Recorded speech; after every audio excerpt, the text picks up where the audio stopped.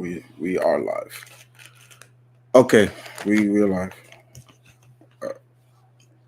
Just want to make sure. We're live. We're live. Okay. All right, guys. Okay, we are live. Those notifications telling me I'm live.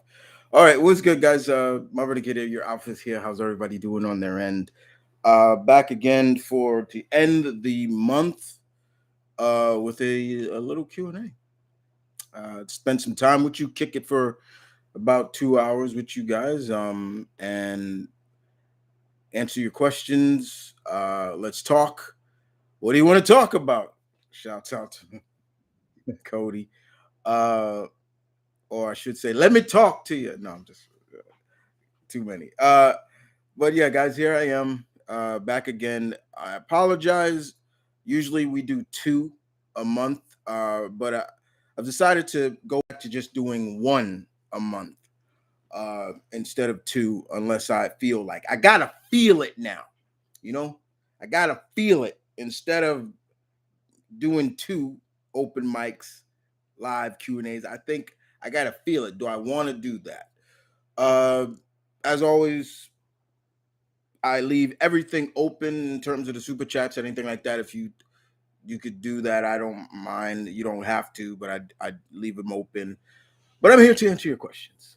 That's the main gist. Here to answer your questions. San Diego Comic-Con has come to an end. It ran from, I believe, the July 20th. It was a Thursday to the Sunday. Had a lot of friends that were there, including a friend of mine who no longer lives here in New York. He moved to Vegas, and a couple other friends that I know that have been going to San Diego Comic-Con for years. And one of the major things that everybody was telling me while I was there, one of the major things that everybody was saying about this year's San Diego Comic-Con was because of the strike that is going on right now, the con focused on what it should always focus on. It's in the goddamn titles, comics, and I appreciate that. It's great to see these actors and these studios promote their stuff at Comic Cons, and that's great. But at the same time, you have to also remember, it's about the comics. It's about the creators and the artists. That's why when I go to conventions, I spend a lot of time in Artist Alley. I'm always in Artist Alley. I'm never really up in the booths, or unless it's a celebrity that I really want to see, then I'll pay the money to see it. But sometimes I've been blessed to not pay it. They just been walking the aisles and I've talked to them. But when I went to MegaCon, getting to meet almost the entire cast of Back to the Future, that made my day. Meeting Michael J. Fox, so that I nearly cried doing that. It was just great to meet him.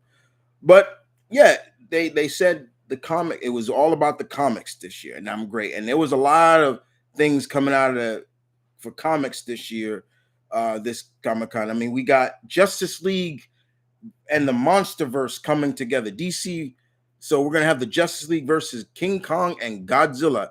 I saw that great panel of Superman flying at Godzilla. I'm like, oh my God, that's dope. We got a new Punisher. I just put out a video about that, which was great. Thank you for everybody who's coming out to leave their comments on that, even the ones I don't care to talk about. We have a new Spider-Man storyline. Well, it's not really new because it's happened before. Marvel just went back to using the same story. Well, the same title. It's called Spider-Man Gang War, and they did that back in the 1980s. It was a self-contained Spider-Man story, but this time Spidey has assembled a team to help him fight against all the gangs and organizations that are going at it in Manhattan. So Hobgoblin, Mr. Negative, AIM, Hydra, all these they're going at each other. And what makes it suffer, what sucks is if you've been keeping up what's going on in Marvel Comics after Dark Reign, Wilson Fisk, who was mayor, he put in a clause called the anti-vigilante clause. So pretty much no vigilante can occupy in New York City, which is stupid. Um, and after Luke Cage became mayor, he's been trying to he's been trying to, you know, fix that, but he's always got to jump over some loopholes and do this and do that. And he's going to be a part of it too. Is Luke Cage gang war? So Spidey is going to have on his squad Miles Morales, Spider Woman, uh, She Hulk, Elektra, Daredevil. So yeah, there's going to be this, and I'm hope it's good. I'm very open minded to think it's good, even though yes, Zeb Wells is still writing it, and I know there's a lot of people that are thinking this is just going to be dark web all over again. But I'm keeping an open mind. You know what I'm saying? I'm keeping an open mind about it because I have a feeling that it could turn out pretty damn good if they write it well. Because who wouldn't want? I mean, I've always said, yeah, I would love to have done a gang war in New York and have the street level heroes band together to protect New York. You know, and the thing about Marvel New York is that is the city of heroes. And it's funny because they're talking about anti-vigilante, but Spider-Man is still occupying in New York and things like that. It doesn't make sense. It's inconsistent. It's really inconsistent. But yeah, there's there they also announced they're going to be doing another a sequel to Last Ronin. Um that's cool. We got some more detail. There was a new trailer drop for the Spider-Man 2 game. And we got to hear Tony Todd voicing Venom. And there's rumors to be a spin-off Venom game in the works. If that's true, okay. It seems like in this universe, Harry is going to be Venom, and I'm seeing already comments, people not liking that, not liking that, not liking, uh, not liking the fact that, you know, uh, Harry is Venom. First and foremost, guys, can you guys give me a thumbs up if you can hear me? I want to make sure people can hear me. Can you hear me?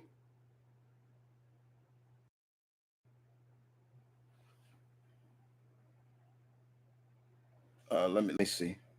All right, cool. People can hear me. All right, y'all. Just want to make sure y'all can hear me. Okay. So yeah, there's a new story. The first big main event for the Titans since they've taken over as the premier team in DC, and it looks like Beast Boy is gonna become a Stario. I'm like, what the hell is this? This is interesting. Um, there's a lot of good news was coming out for comics, and I was loving it. I was loving hearing all this comic news and all this, all this, this, for me because, like I said, like even Jim Lee himself even said, he even said it. It's all about comics, and he's right. At the same time, he is right. And I think a lot of people were scared about that. They were scared that the conventions, how would they do without the movies and everything like that. I think they do pretty damn well without them. They've been doing pretty damn well when they didn't push them way for how many years. So yeah, I mean, it shouldn't be just about the movie. You shouldn't be just going to conventions just for like, oh, I get to go see what's going to be the next Marvel movie or something like that, or next.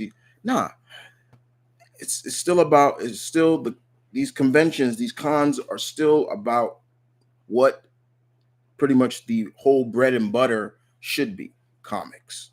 So I applaud them for that. I applaud them. I applaud them very much, indeed, for that. Indeed. So yeah, there was the new trailer for Spider-Man. I posted a few things about it. I even posted my reaction to it. I liked it very much. Looks like they're tapping into a lot of classic characters. Um, they I love Miles's new look, his new design in the game. Yeah, he's got like twists. He got like a faded, twisted braid look. I like that. I like MJ how she looks in the game now. This is also going to be the debut of we're going to finally see JJ in the game. They talked about it. I was watching the panel and they talked about it. Yeah, you're gonna finally see JJ. Like we're gonna see him and not just hear him over the radio. So that's gonna be fun because remember, MJ works for the Bugle in this universe. In this universe, MJ's not a model or actress, which I like. I appreciate that they changed that up for MJ. Um, but hearing Tony Todd's voice, I was like, ooh, that was great. He talked about it. He said he had a lot of fun voicing Venom and things like that. And there are going to be some surprises that Najee Peter, who is the model for Miles, he said there's going to be a lot of big surprises coming. That he can't spoil it. But yeah, Mr. Negative is in there, and Miles is going to come face to face with him, the killer of his father in this game. Because if you watch the trailer, there's a long haired Asian guy, and even if you go watch my reaction, I you say, was that Mr. Negative? And it was him. So that's going to be cool. They dropped the new trailer for the Marvels. I love what I saw in that. I love that it's really focusing on this trio, Carol, Monica, and Kamala. Uh, and I'm still trying to figure out who is the villain. I know she's a Kree, um, but she seems to have some kind of uh, beef with uh, Carol. And I found out somebody that wrote. He said the woman that's playing the villain in that she's actually Chris Hemsworth fiance. I was like, what? I was like, oh, that's cool. Hey, Tom Hiddleston's got. I said Chris Hemsworth. Tom Hiddleston, excuse me. Loki. Tom Hiddleston, you got good taste. I was like, okay. So, uh, yeah, I was like, what? That's cool. So I'm really looking forward to that. I'm really looking to see if how they're gonna upgrade how much in tune Monica has gotten with her powers. She better be flying. I know that for sure. And things like that. So that's gonna be fun. We got the newest trailer to Mortal Kombat. We were introduced to several new characters and some cameo characters. So they introduced Lee May and Tanya are back, and Baraka is back. Lee May hasn't been a playable character since Mortal Kombat Armageddon. So it's really cool to see her. And once I heard that voice of the lovely and talented Kelly Who, I was like, ooh, I know that voice. I was like, I still crush hard on Kelly Who. I'm sorry, I do. She's a beautiful woman. I swear to God, she's gorgeous. But yeah, it's good to hear her. And then I know a lot of people seem to have some kind of issue with Tanya's look. I actually like the model that they're using for her, and I like the look because to me personally, it was always the question. I know Ed Boon used to always get the question: is Tanya black? And here you can clearly see they using the features of a black woman, and I'm like, that's perfect. But then when I'm hearing them saying that they are they go on to say that Lee May, Tanya are a part of a group called the Umgandi, who are the firstborn daughters of people of Edenia or Outworld, and they are trained to protect the royal family. I'm like, Mr. Boone, are the Umgandi supposed to be a nod and a tip hat tip to the Dora Milaje?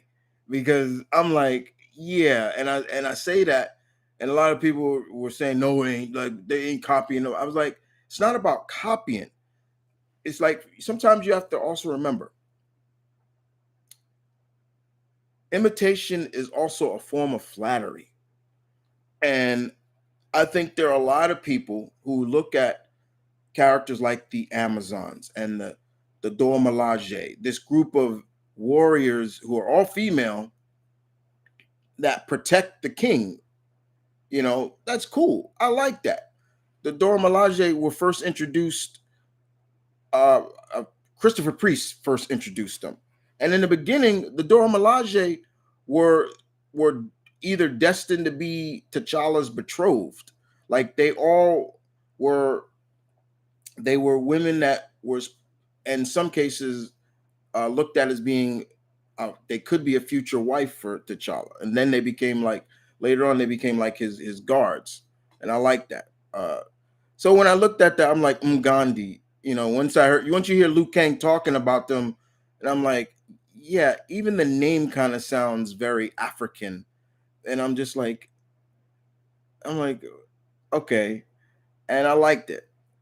What I also like about the trailer, and I have to upload my reaction to it. I'm sorry, guys, I didn't upload it yet, but you'll see in my reaction, you hear me talk about, you hear me talk about how this game seems to want down to put you to feel some kind of way for Baraka, because the way it's looked at, the Tarkakans are not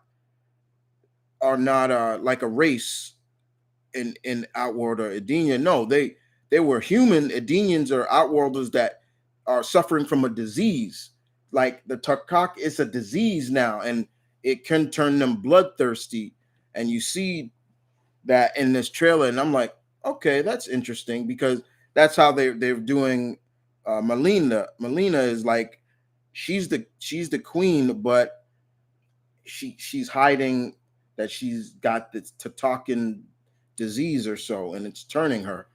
So yeah, I thought that was really interesting. Some these trailers were really good, very good indeed. Indeed, they also showed. I think they also showed the trailer to White Dragon, which is the last performance by Jason David Frank. I actually helped kickstart that on Kickstarter. Bat and the Sun had they went through Kickstarter to fund it, and I'm looking forward to seeing that as well. Uh, so yeah, it'll be Jason David Frank's last performance. I think they pushed it back too, but I don't care. Take more time because I think they're gonna do some reshoots. But yeah, it's still hard. It's really still hard to know that he's gone. And how he died. I hate hearing that stuff. I really do. I really do hate hearing that. That's why I always tell a lot. I always remind myself like, don't always bury things inside of you. Tell somebody about it because suicide is nothing to joke about. And as men, we kind of internalize that. We always hold everything inside, and because we're supposed to be strong and not. And I hate hearing that stuff. Well, yeah, there's been a lot of good stuff coming out of San Diego Comic Con that I've liked, and seeing some comments on the side is cool. I'm looking forward to hearing what you guys have to think. Uh, and yeah, guys, yes, I am. I hear see somebody saying I'm wearing my Ali shirt. Of course, wearing my Ali shirt. Wearing my one of my idols right here, uh, the greatest, and he was one of the greatest. Uh, so yeah. Um, what are the new?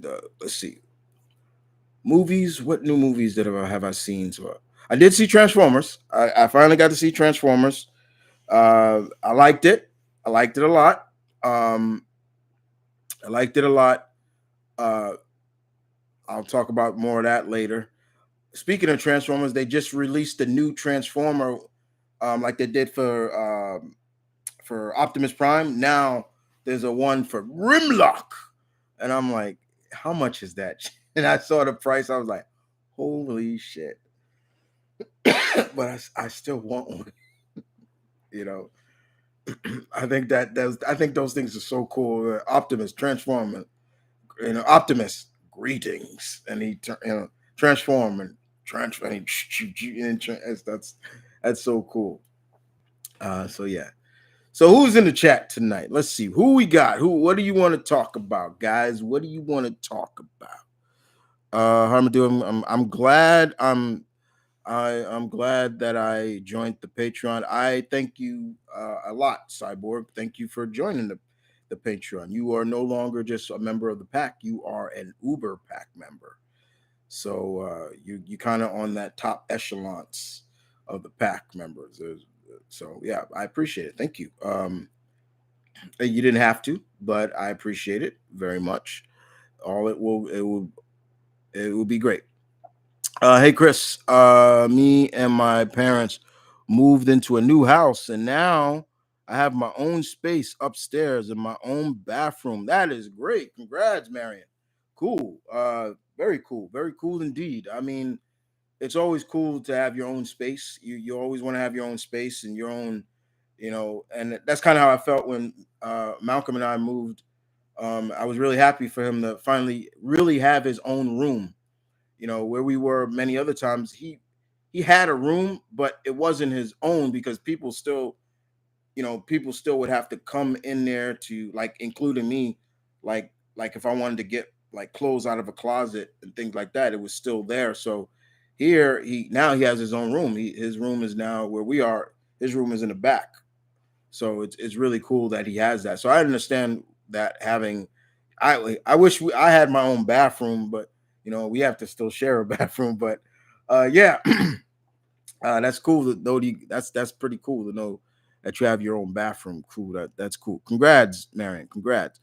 Brill David, do you think Miles will have to face Peter in the new Spider-Man game? And are you worried about Peter's fate? No, I'm not worried about Peter's fate.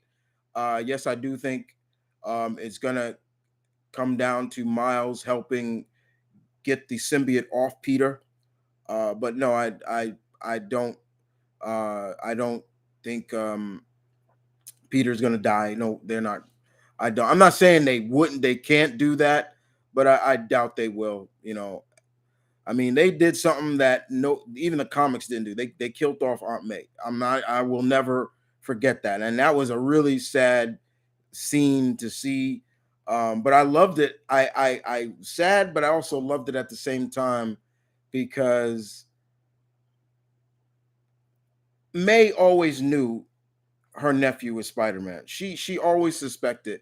So when she told him, take off your mask, I want to see my nephew.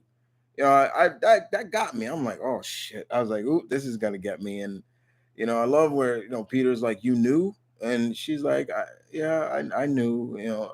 And he's saying, I didn't want you to worry, and she's like, I did, but I was so proud of you. And I'm like, what? Aunt May is the aunt you want in your life.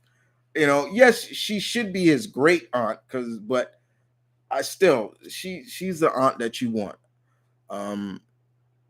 She is. She truly is. But yeah, I think Miles is gonna come down to Miles and MJ to figure out how to get the symbiote off of him.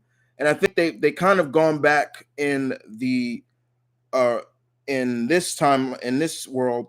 They've kind of done what the symbiote was supposed to be.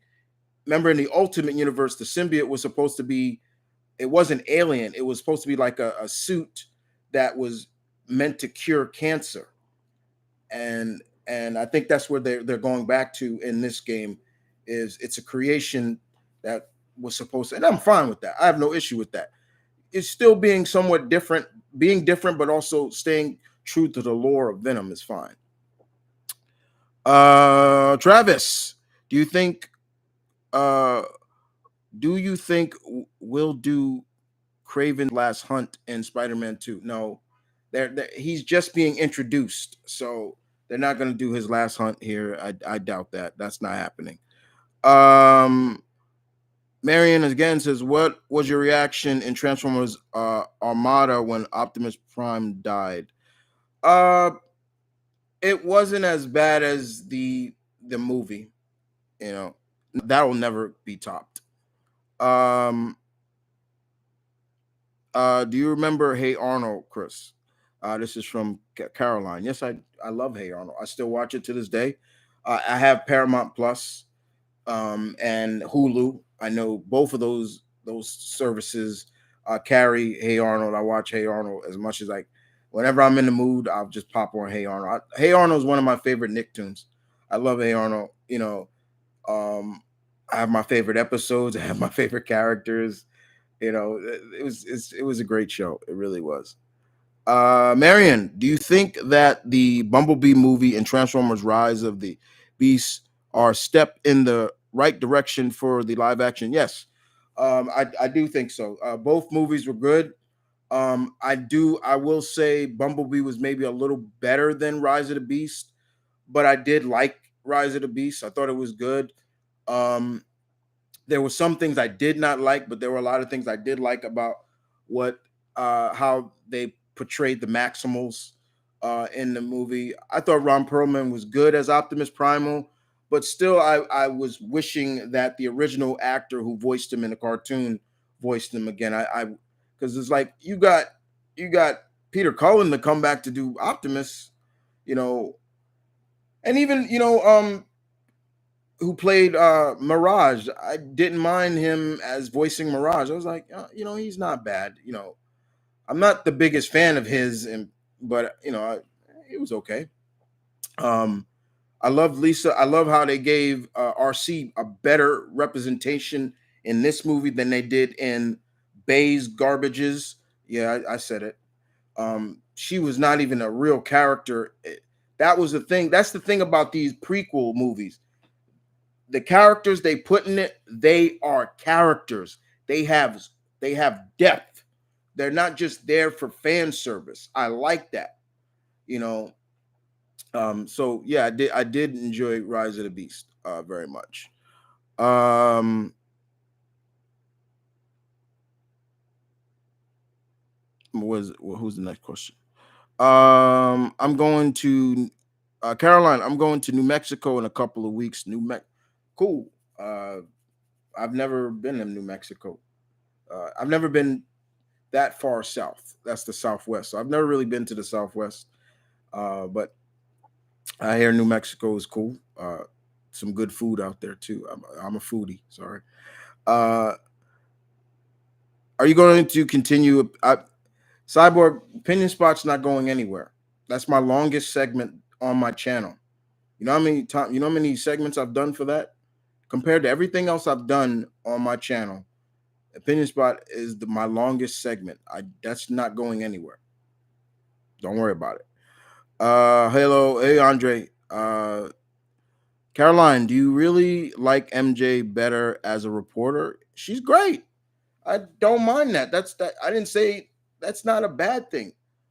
No, MJ has always been in the comics model slash actress, and also you could say slash businesswoman. Because she did own her own clubs at time. Yeah, that's good. Why can't she be a reporter? Why can't she be like in homage to Iris West or April O'Neil or or Lois Lane? Why not? Because she's a pretty redhead. What's wrong with that? There's nothing wrong with that. I like that. I like that the games are being somewhat different, but also being respectful to the source, to the lore. I like that. Um, and Laura Bailey is the actress who's voicing her and models for and I think people just forget just how much depth she has as a character. I mean, she she was the voice of Nadine in in uh, uh Uncharted. Yeah, the badass black girl that was beating up both that was always kicking the shit out of Nathan and then his brother. That's her. That's who voices that character. She's got depth. She's really good. So yeah, but outside of that, yeah, I like MJ as a reporter. That's cool. Um, Caroline says I'm loving my adventures of my adventures with Superman so far. Yeah, I am too. I will do a review so far of it. My thoughts. I think I was gonna watch the first 3 or 5 episodes, and then I was gonna give my like so far review on it. So it's either gonna be after I watch episode 3 because I haven't watched episode 3 yet, and I'll watch it. So, but so far I like it. I like. I don't hate it. I like. They make. I mean, in this series, this is probably the most badass looking Jarrell ever. I mean, once they showed, I was like, that Jarrell. I mean, this dude looked like Odin. I was like, yo, he's got one eye. I was like, is that Jarrell? Like, whoa. I don't mind the kind of the Sailor Moon s vibe that they got for Superman. I don't mind that. I like what they did with Silver Banshee and Live Wire. Cool. I think Slade is in this as well. They showed Amanda Waller, uh, but I like it. I like it a lot. I'm definitely liking it. JPX favorite Cartoon Network shows at least 10. See, this is a series. This uh favorite Cartoon Network shows. I mean, this could be its own video, but all right. Always gonna say some of the original shows that came out of What a Cartoon Show. So the original Powerpuff Girls, I love. Um, that's one. Um, Johnny Bravo, the original run, not that when they came back, when they changed the art style, I wasn't really feeling it too much. When they introduced the cast got bigger, when it was just morely about Johnny, his mama, and little Susie, I was fine. But when they started introducing this Pops and I forgot that other kid that I didn't like care for too much. Dexter's Lab, same thing. When they changed the art style of Dexter, I didn't like it too much. Courage the Cowardly Dog, I'm a big fan of. Um, Foster's Home for Imaginary Friends, I love that show. That show was funny as hell. So that's 6. Of course, the original runs of Ben 10. They didn't have to remake Ben 10. They really didn't have to do that. Um, that's 7. Did I say Courage? I did say Courage. Uh,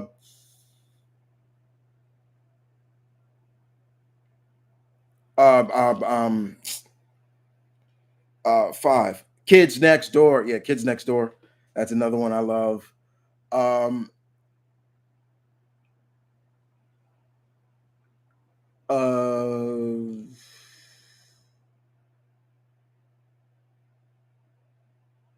What's another one? Two more, two more, two more. Come on, two more, two more, two more. I said courage, right? Yeah, I think I did say courage. And it was short lived, but I loved the show. I thought it was fun. Whatever happened to Robot Jones? I like that. And Ed and Eddie. I'll throw Ed and Eddie up in there as well. Those are 10. There's more, but there were a lot of shows when they used to do the What a Cartoon Show. They were. This was a show that was based around these shows, and most of the time these shows would get like it was like almost like it kind of What a Cartoon Show reminded me of what Marvel used to do with Amazing Fantasies. They would give these characters one shot, and if it sold well, it would get turned into its own series. Kind of reminds me like Amazing Fantasies 15, which was Spider-Man's debut. What happened after that? He got his own series after. So yeah, stuff like that. It was fun. There was some shows that I wish did get its own show. Like there was a show called Yoink of the Yukon. If you remember, I wish that had got a real show. Um, what was this other show? I forget. It was a show. Um, Steve and Larry. Uh, it was Seth MacFarlane. He was playing a dog in this, but he was really smart. And Steve was he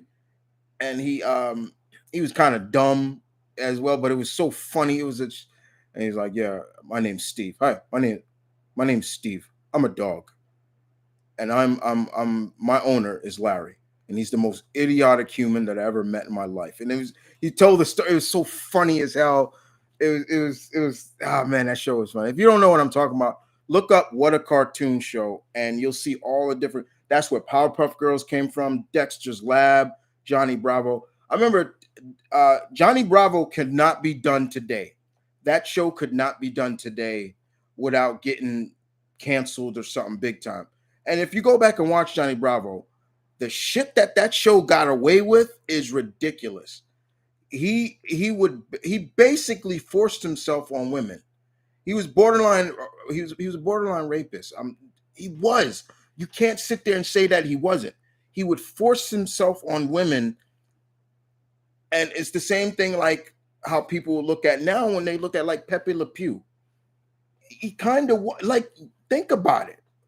Pepe Le Pew would chase this female cat. She didn't want him, but he couldn't take no. And when he get him, what he do? He's basically harassing her, sexually harassing her. Johnny Bravo was doing that too. So and I said this, yeah, Johnny couldn't be done today. And he couldn't have. He couldn't be done today. They couldn't remake him into a cartoon now. I could never see them remaking that. They would have to tone that shit down big time. He would just probably be a roided up, muscle bound Elvis wannabe. Do you think Gunther will pass Honky Tonk Man's record? Yes, I do. If he doesn't, I wouldn't be mad. But Walter or Gunther has put a lot of prestige back on the Intercontinental title. Uh, the Intercontinental title was always one of my favorite belts in WWE, and I do plan to get a replica belt of it. The old school look. I don't care for this new look. Old school look. The ones that you saw, Ultimate Warrior and Macho Man and Bret Hart and Stone Cold. That look. That's the look I like. And Cody had it when he brought, and I want the white strap too. I actually want the white strap. Yeah, you'll see it on my wall soon when I get it. But yeah, I love the Intercontinental. Those are like the best matches. Some of the best matches. That was like the workhorse title, in my opinion. Um, and Honky Tonk, look, that's all he has in terms of who he is as a performer. Yes, he's the Elvis wannabe, but at the same time, that's all he has, Travis. Think about it. That's all he has. He has that record. Take that away from him. What is he? The only thing I can think of is he's an Elvis impersonator, and he's the cousin of Jerry Lawler. If you didn't know that, yes, he and Jerry Lawler are cousins. Um, Quentin, if there's a universe, the Autobots are the villains and the Decepticons are the heroes. If there's a what are you trying to say? Is there? I don't know. Because you said if. Andre, so quick question. Have you seen Batman the Doom that came to Gotham? No, I have not. I have not seen that yet. The latest Blu-ray I picked up was the new Resident Evil. That's the latest. Uh I love the animated Resident Evil movies. Those are good. Uh that's also the debut of Jill. That's her debut. Jill has never been in the animated movies. That's crazy, right? Um, let's see where we go.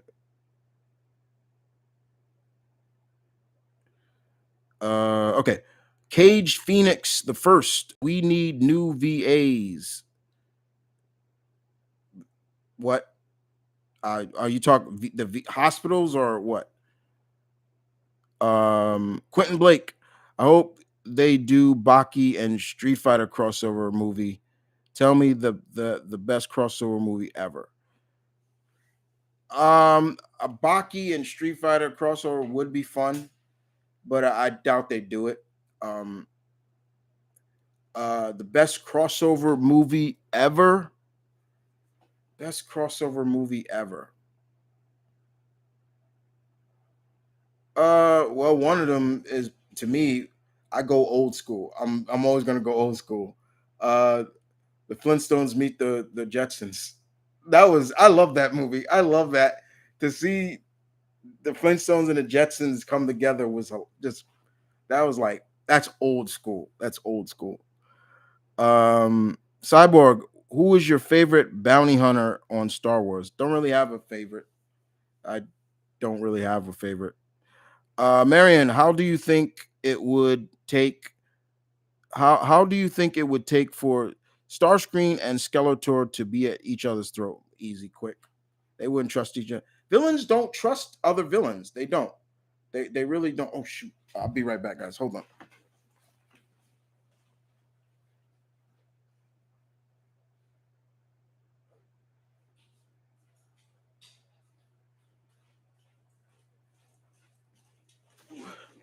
Sorry about that.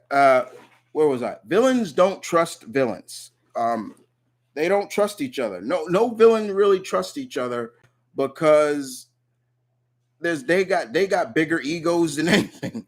Um, why do you think you never really see villains team up a lot? They don't. There's too much ego involved with them. Speaking of which, did you hear the news about that He-Man who's gonna voice Hordak? Keith David. I was like, oh, Keith David's gonna voice Hordak. That's cool. Uh, that's real cool. The next season of the He-Man on Netflix, Revelations, which I liked. You know, I know a lot of people hated it. I loved it. I thought it was great. Um, I loved it, and especially the second part where Tila came into her own as the new sorceress because she and things like that. And they were pulling from the comics as well. I always knew she was. I was like, yeah, she's gonna come the new sorceress just like her mother. You know, I think people forget that the sorceress is Tila's mother. So yeah, but yeah, villains Skeletor would be really on a binge to get rid of get rid of Starscream. Starscream can't be trusted. How many times he has tried to stab Megatron in the back? Come on. Andre axes. So do you think that DC Comics should have more Korean characters because Marvel has a lot more apparently, like Amadeus Cho, White Fox, Silk. There's a few more you're missing. Sword Master, all those characters. Yeah, Marvel introduced a whole slew of Korean characters, some more Asian characters, which I was happy to see. And most of the time they Marvel gave them miniseries to get people acknowledged about them. That's cool. Um, most of the Asian characters that DC has are not Korean. They're Chinese or Japanese. So they have more Japanese or Chinese characters than Korean. So yeah, and no, they're not the same.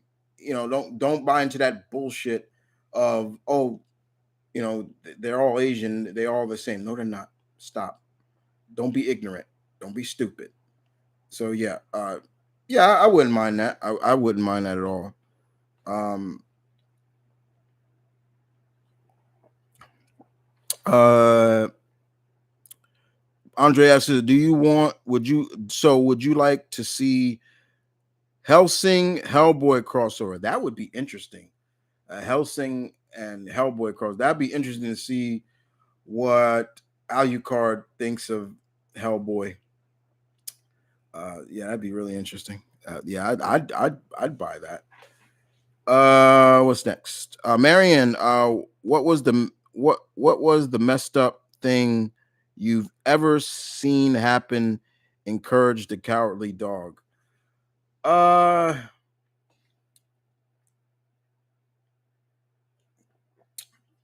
the most messed up thing I ever seen. I wouldn't call it messed up, but a lot of things that Eustace has done was just, you could have prevented this if you just, like, I remember one of my biggest one is uh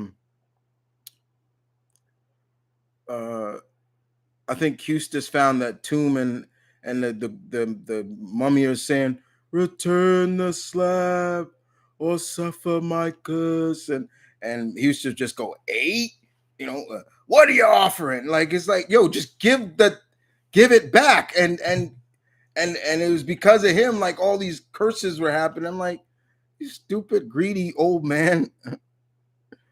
So yeah. uh Travis, would like would like Terry Bogard guest star character. Would I like? Man, I'm trying to read this right. Would I like? No, because he's not a. I don't want.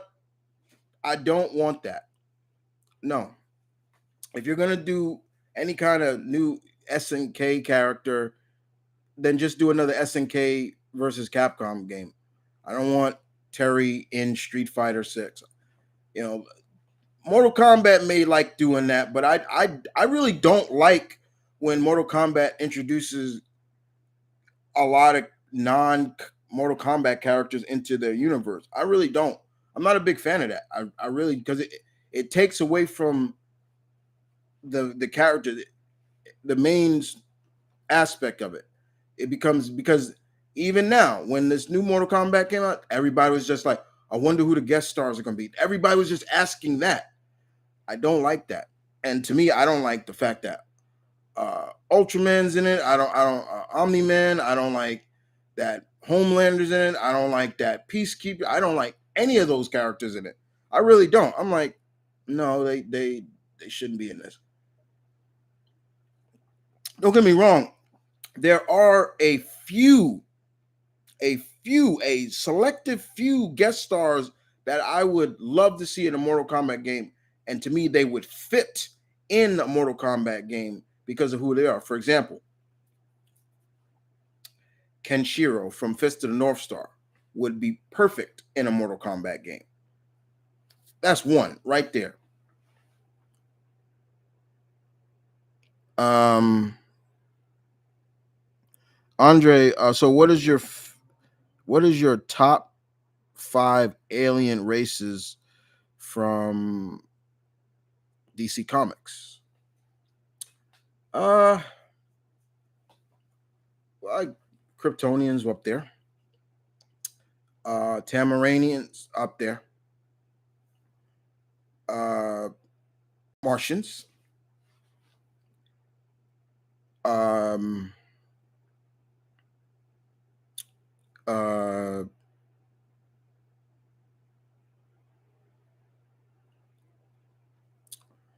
um, I I would say Thanagarians, but I'm not. I've never been the biggest fan of Hawkman and Hawkgirl. I never have. I respect what they stand for, but I've never really been the biggest fan of them. Um,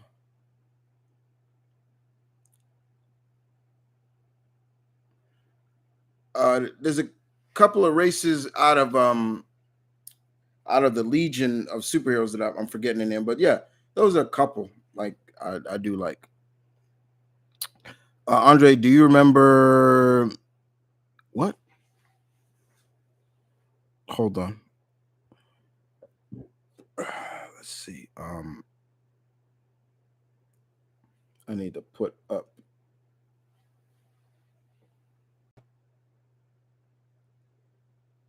Okay, here we go. Let's see. Where was I? Andre. Uh,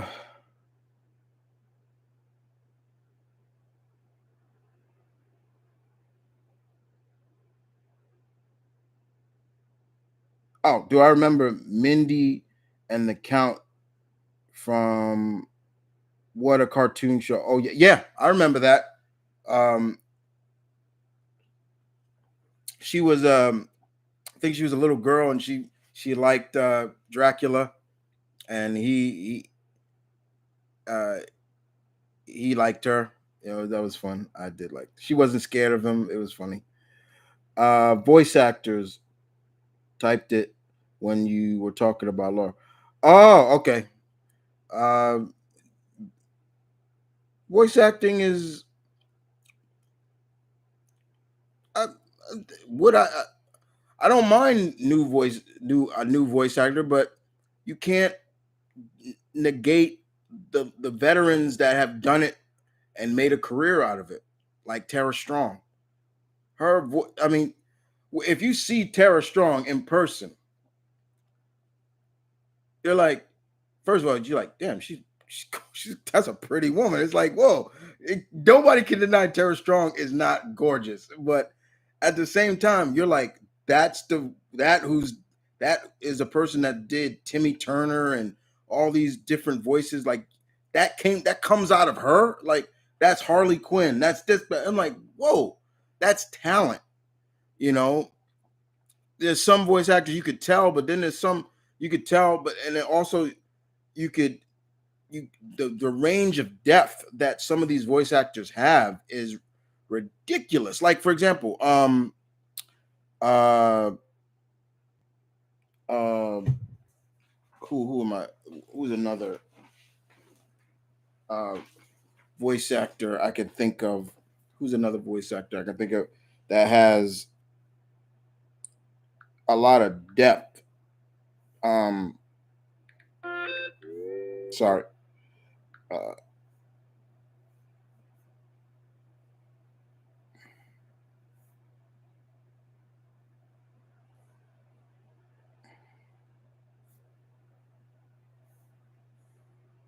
uh like okay, another one, Phil Lamar.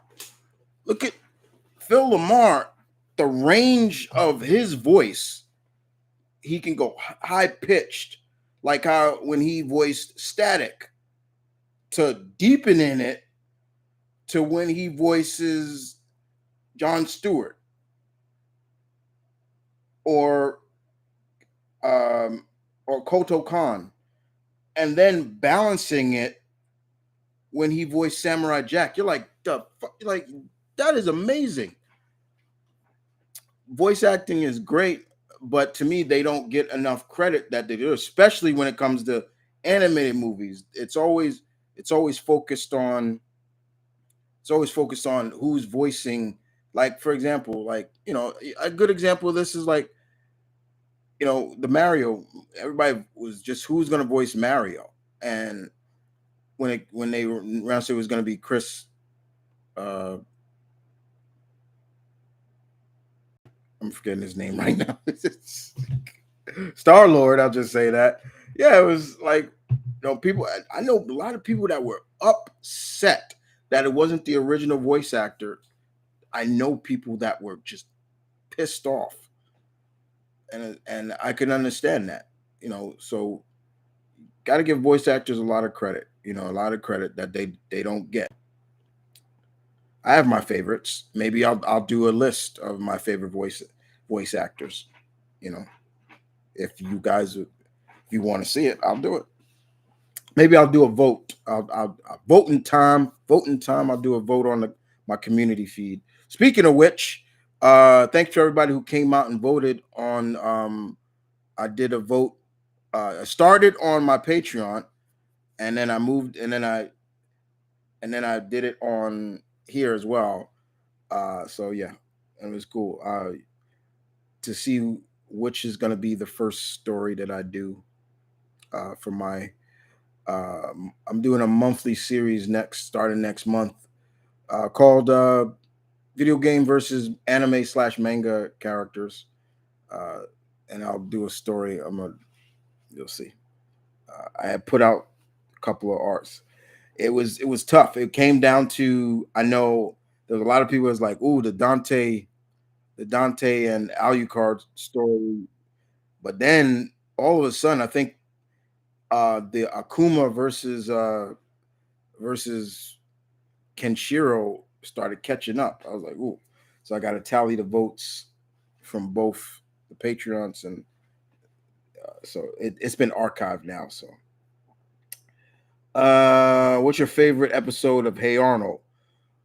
Favorite episode of Hey Arnold, man, there's a bunch of them I have. Caroline, probably my favorite. One of my favorite is uh one of my favorite is when they played Wolfgang and the fifth graders uh in the football game, and they beat Wolfgang because Arnold's plays. Like everybody was like, "No, Arnold, you know, your loopy plays to get us," and his plays worked, and they won. Even had Torvald, the big kid who got left back a couple of times play. He was that part was funny. It's like, we need some help. We really need some help, Arnold. It's really bites, Arnold. And then they was like, how are we gonna beat Wolfgang? And then they saw Torvald coming in. Torvald! And they played him, and they was like, Wolfgang, this is Torvald. Hey, wait. He's not a fourth grader. Yes, he is. This is our fourth grade picture. He's been left back a couple of years, and then they did the play. All right, the play is give the ball to Torvald. Oh, yeah, right. Break. And as soon as he got the ball, you just saw Torvald just stiff arming these kids. Just like he was like, bam. He's like, get out. And then he broke it. He snapped his ankle. He sprained his ankle. And then it was funny. That's one of my favorite episodes. I love that episode. Another one of my favorite episodes, love this episode, is when Mr. Wynn uh, was reunited with his daughter. Oh, that was a really touching episode because they really played up, I guess, Vietnam, or that was crazy. I love that episode. Yes. So yeah, those are some of my favorites. Quentin, do you love the Ladybug show? No, I am not a really big fan of that. I got friends that like that, but no.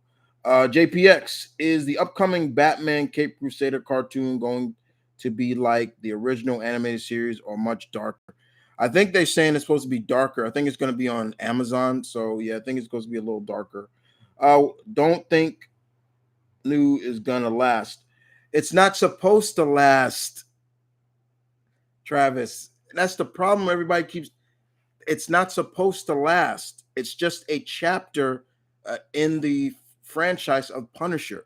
Right now, Frank is in Weird World. He's not in. He's not on Earth anymore. He's in Weird World, um, and he's gonna be there for a while because he's trying to help the kids of Weird World get out.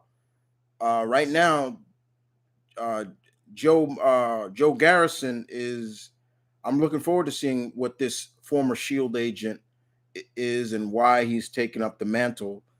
But I think people forget that there were other people that took up the mantle of the Punisher outside of Frank. There have been two female Punishers. There's a Punisher in Marvel England right now. So yeah, there have been others. When Frank was dead or when he was Frankencastle, nobody batted an eye about that. But soon as it boggles my mind sometimes. Marvel is introducing a new character, trying something new, and people dog it. It hasn't even come out yet. It's like I had this conversation before, and I remember posting this and even talking to people. Why is it that DC could have four different guys currently and running around now as the Flash, three different men who have Blue Beetles, seven different human Green Lanterns, all the same. They're just Green Lanterns. They're all human. But when Marvel tried to do legacy characters, people dog them and they don't even give them a chance. They have a gasket, and I understand to some degree, but then it's like you're dogging it and you didn't even. And the ones that I don't like are the ones that dog it and they didn't even read the character. They don't even read the character.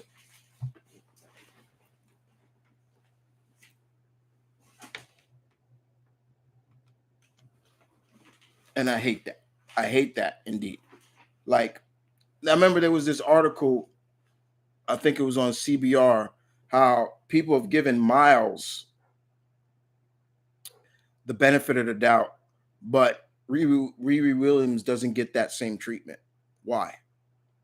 Because at the end of the day, okay, how you look at it, Miles is, what's different about Miles outside of maybe two power sets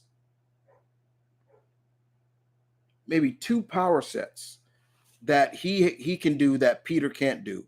But outside of that, ain't nothing different about him. The only other difference is this. What's the difference? Riri is an intelligent young girl, very smart, and took an old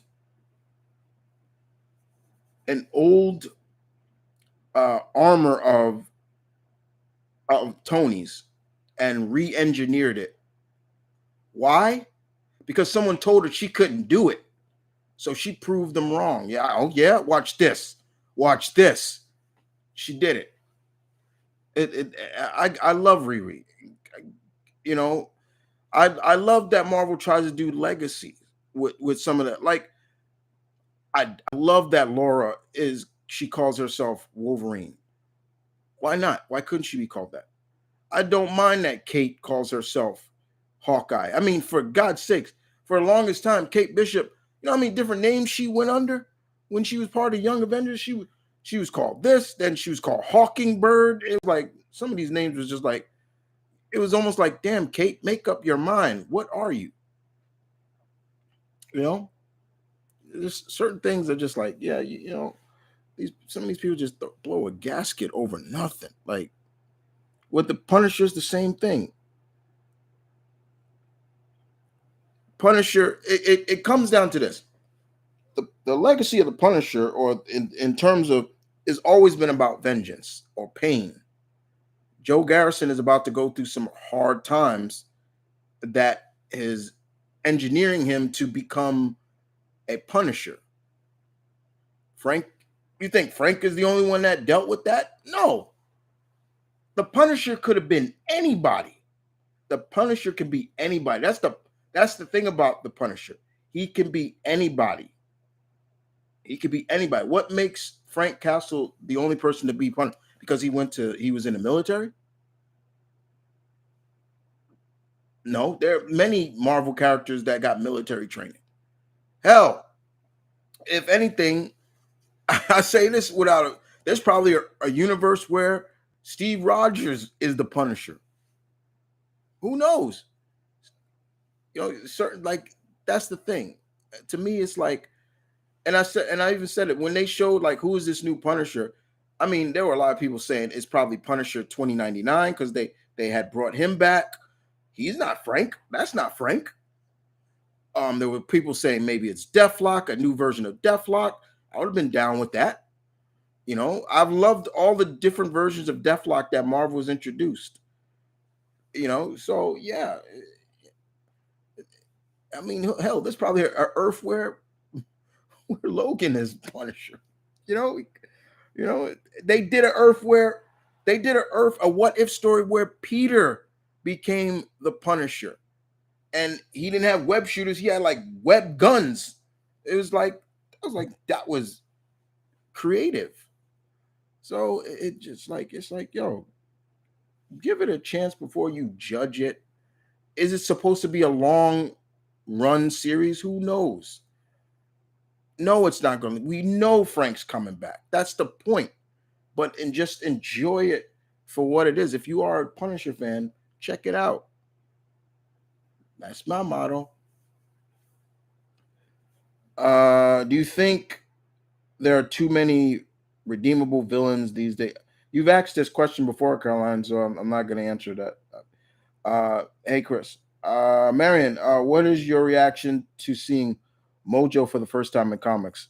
I was like, what's wrong with him? When I saw Mojo for the first time, I was like, what the hell is wrong with this guy? What is he? Like, that's how I thought. I was like, and I also said, man, is he just fat, or is that just how his body is? And then I realized that he come from a race of people that's called the spineless ones.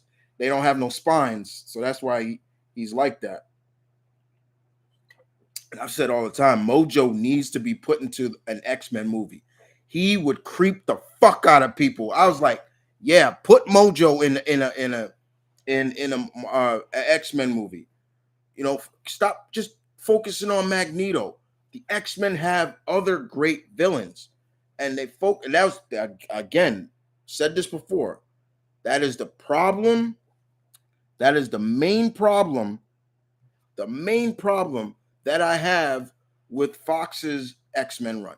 It just focused on Magneto. It was like, and I got burnt out on Magneto for it. And I love Magneto, but it's like you keep just that's just you're just shoving that character. You're gonna get burnt out on him. It's you want him. It's almost to the point you want him off the screen. Like I don't want him there. Like get him off. How excited are you for Mr. Terrific and Legacy? Go watch my video. Go watch the video, Barry, and you'll find out. Um, do you read the Transformers Shattered Glass? I did read that. I think I did read that. Do you know about the animated Monkey King movie coming? I saw the trailer. It was interesting. I'm a big Monkey King fan. That's probably one of my favorite Chinese folklores. The Monkey King. I'm looking forward to that game that's supposed to be coming out. But the Monkey King. So yeah. Um, Marion, do you think uh your Strand deserves some of the stuff that happened to him? Who? I don't know. Is GoldenEye 007 your favorite Nintendo 64 game of all time? No. Is it one of my favorites? Maybe, but it's not my favorite. Like, Malcolm still has his game 64. I remember we got that from, but uh, most of my favorite 64 games are the wrestling games. I love the wrestling games, all the WrestleMania 2000, No Mercy, all the WCW games, and um, the original uh, Perfect Dark. Yeah, there you go. We used to play the hell out of that game. you know, what if Arnold Schwarzenegger played He-Man in the Master Universe back in 1987? I no, I love Arnold, but he's Conan, not He-Man. Uh, Caroline, do you really don't like Omni Man either? I love Invincible, but in terms of like it's not about not liking the character. It's I didn't want the character in Mortal Kombat. That's what I'm saying. I don't care for those guest characters. If you're gonna add guest characters, add characters from the Mortal Kombat mythos that maybe didn't make the cut in the original, you know, lineup. Fine. But you know, like even when they did Mortal Kombat, the last Mortal Kombat, don't get me wrong, I do love hearing Spawn and RoboCop and Rambo and all of them. That's great, but at the end of the day, there's a part of me that's still like, you know, this should have this this could have been for other Mortal Kombat characters that we have not seen in games for a long time. Like when they did the guest stars in Injustice, I was kind of all right with that because that's kind of a comic book based game. So seeing Turtles and Hellboy and all that, I was like, all right, it kind of works, fine. But Mortal Kombat, I'm like, no, there's just a part of me that just doesn't like. Omni Man is a jerk father. He's probably one of the jerks dads in comics. He's right up there with a couple other fathers in comics. But I love the Invincible comic. I think it's dark. It gets damn near bloody. Um, and seeing Invincible season 2, I don't think they're going to get to. I'm just wondering when they're going to get to that fight with Conquest, because that's going to get bloody. That's going to be sick to see animated. I'm like, if you thought what Omni Man did to Mark at the end of the finale was terrible, watch what hit Mark and Conquest when they go at it. Jesus Christ. And how Mark beats Conquest. Oh my God. Let's see. Yeah, they're coming to Mortal Kombat 1. I don't care. I really don't. Lucian from Invincible look like Steve Harvey. Okay. Thor looks like Freddie Murphy on steroids. Andre. So I recently started working on a new supernatural Alice slice of life series called Lulu the Vamp, featuring a milk drinking vampire running a monsters for hire freelance odd job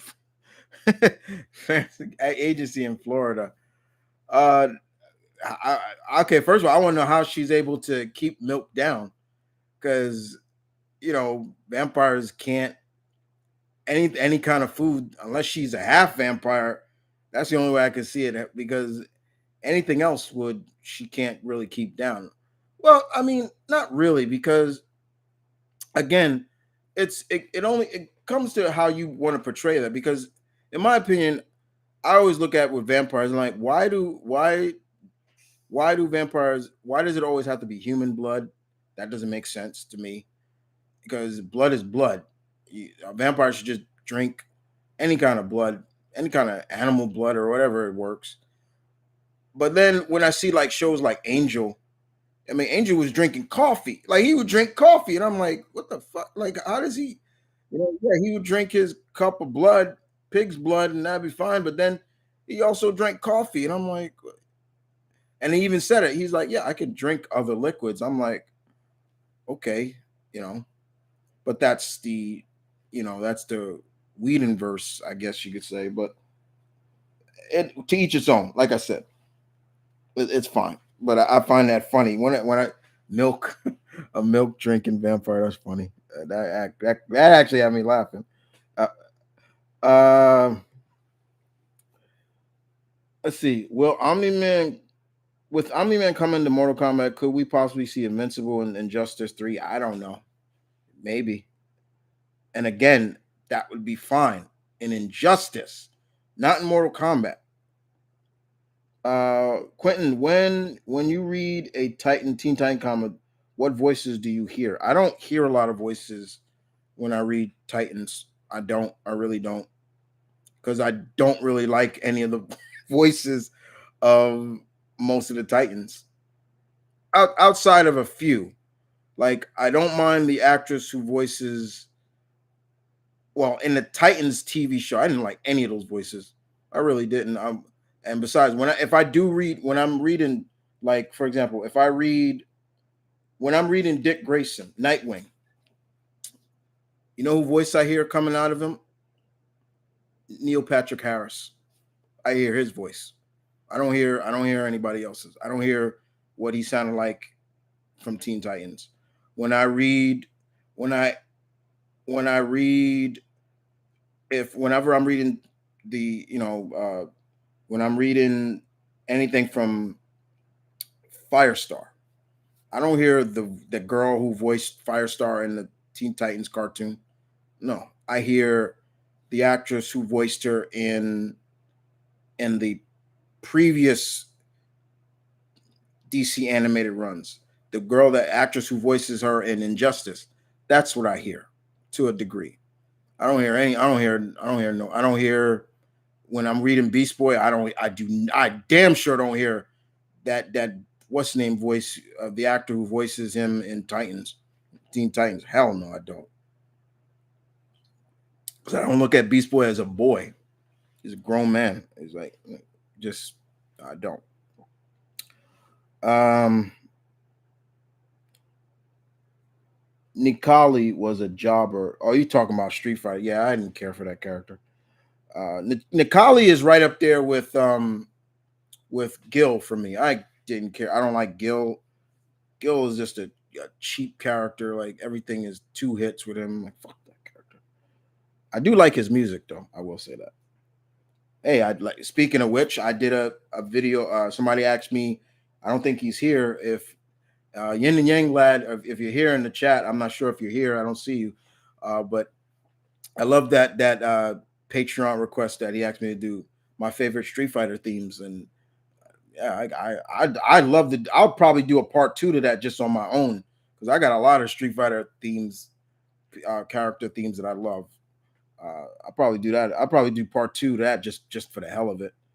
And nobody got to tell me to do it. I really enjoyed doing that. Cage Phoenix, the greats is cool and all, but if you voice if you voice fitty people, I I can tell they're you. I think we should get some new blood. Troy Baker, for example, is amazing. He has much range, and I sometimes I can't tell. Troy Baker's been around for years, though. He's not new. Troy Baker's not new. You're making it sound like Troy Baker's new. He's not new. He's got years of experience. He's way different. You talking about somebody fresh, and that's a different subject. Troy Baker is not new. He's been around for years. You think you just heard him when he voiced Batman or somebody like that? Mr. Baker's been around for years. And he's not just a voice actor, he's also an actor. That's the thing that I think a lot of people need to understand. A lot of these voice actors are not just voice actors, they are actors. They have been on shows and things like that. Even Tara Strong, she's been on shows. Maybe that may not have aired in the States, but I know she was on a show that was a all Canadian based show, and she was like a mob boss. And I'm like, what? I was like, whoa. Um, so here's a quick question: who is your favorite Nickelodeon superhero? Like Danny Phantom, JP9, or El Tigre? Out of them three, I'll definitely go Danny. I wasn't a fan of El Tigre, and I really wasn't a fan of Jenny that much either. Uh, Galactus girl. Galactus person. She changed her name. I am so excited for Wolverine versus Punisher. Wolverine versus Predator comic. Yes, I am looking forward to that.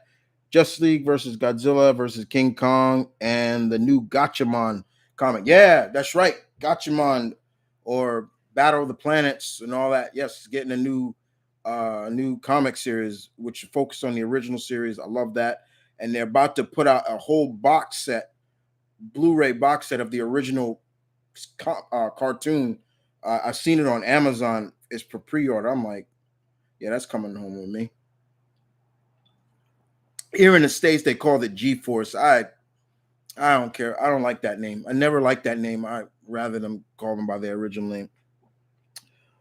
Quentin, what Marvel and DC characters could survive Kenshiro's pressure points? Wolverine is definitely one of them. Uh, Wolverine is definitely one of them. A lot of godlike beings probably could survive it. The the hockey show martial art that Kenshiro knows is impressive, but you're not. It's also the point. You think people are going to stand there and let him do that? Like nobody's going to let him do that.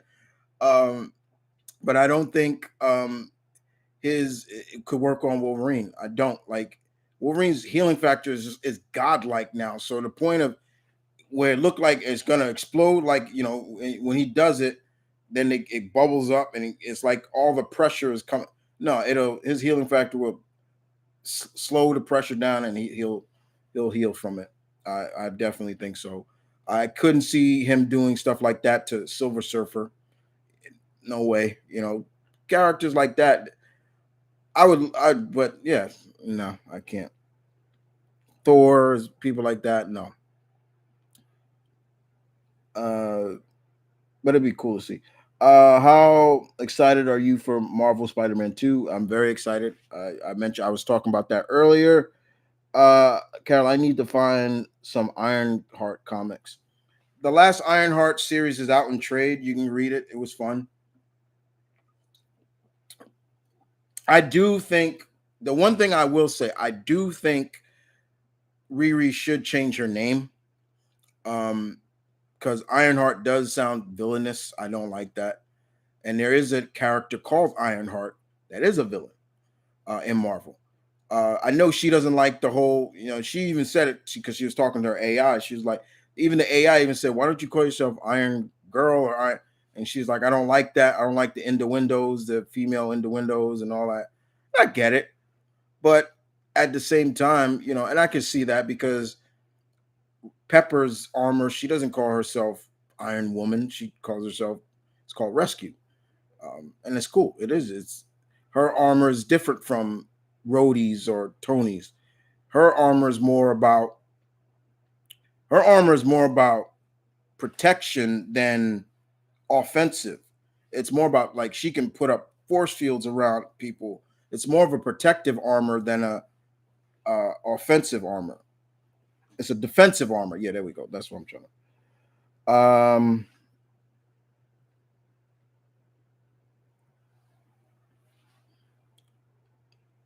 Would you like to see the Street Fighter characters age like the Mortal Kombat characters?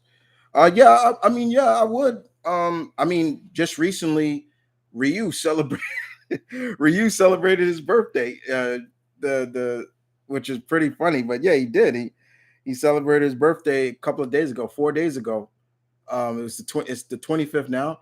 July 21st was Ryu's birthday. Um, yeah, Street Fighter characters got birthdays. They got real birthdays. Those characters that were originally in Street Fighter 2, all of them have birthdays. And Ryu's birthday is July 21st, 19, 19 what is 1950? I think it's 1950. Let me make sure. Because I made a big deal out of it. I was like, it's it is sorry. Let me make sure. What is it? When is it again? It is oh July 21st, 1964. There you go. That's Rebirth. So he's in his late 50s. Technically, Ryu should be in his 50s. In his late, he should be about to turn 60. And I jokingly say, look good for a man his age, and yeah, he does. And I think Ken is a year younger or a year older than him. But yeah, like a lot of those characters, I love that they got ages. That I do wish like Ryu and but when you look at the games, they they're kind of like the way it's designed, the timelines are weird. But some of them do age. I mean, Bison, the last time Bison was in a game, he had white hair. He had white hair. It wasn't, it was showing like, yo, he does age. He's not a young man. He was, I was like, okay. But if you're talking about like how they did in Mortal Kombat, where you saw like Liu Kang and Nick Johnny Cage and Sonya, and they were aging, even Jax.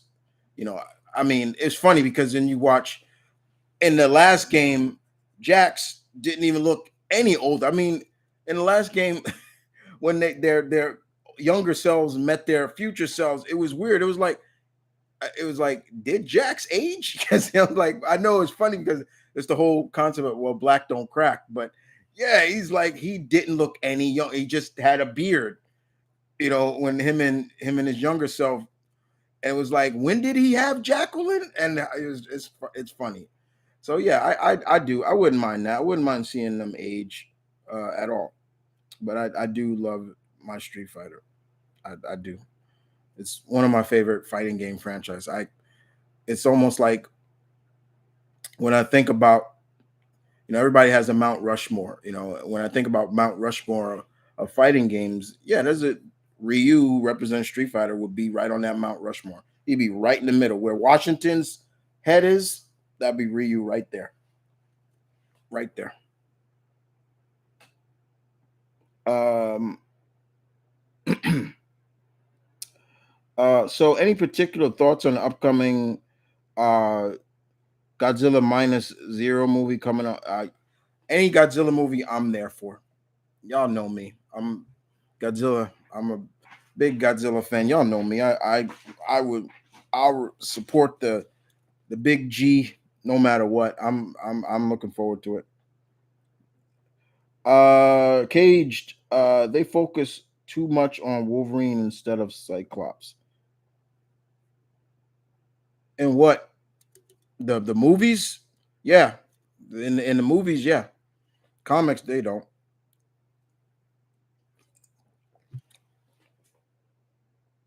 And I don't even. And the Cyclops is not even my favorite of the Summers brothers. I'm more of a Havoc fan. He's my favorite. Are you going to see the new Godzilla movie? Yes, I will. Uh Andre, so what do you think about the Monkey Prince? I have not read it yet. I still have not read that yet. I gotta. I know the first trade has come out. I'm gonna read it in trade. If you don't see a review of the books, any books on my channel, then that means I haven't read it yet. So, or that also means I'm behind. How do you feel when you see Kyle Rayner?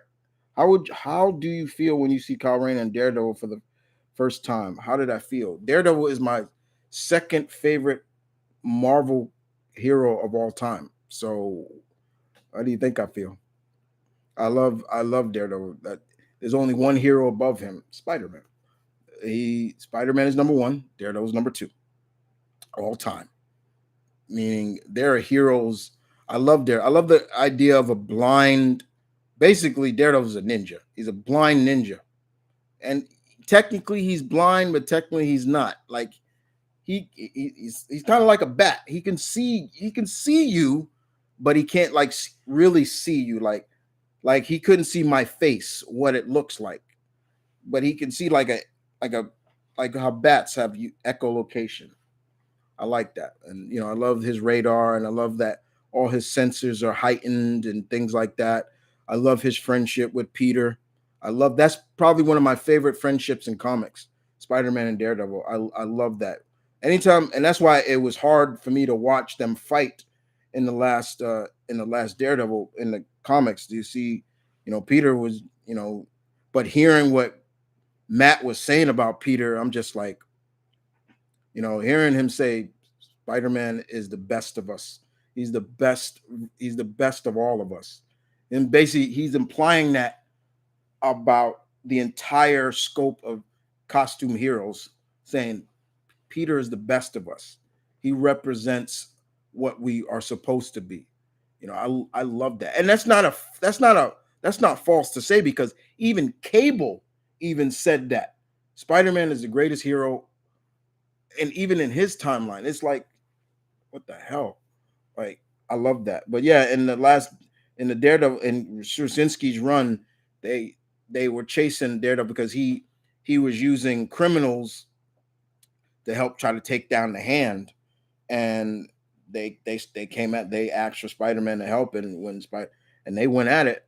And this was at a time when Daredevil was almost at a sense he could go toe to toe with Peter on a sense because he was empowered um, to fight the Hand, to fight the beast.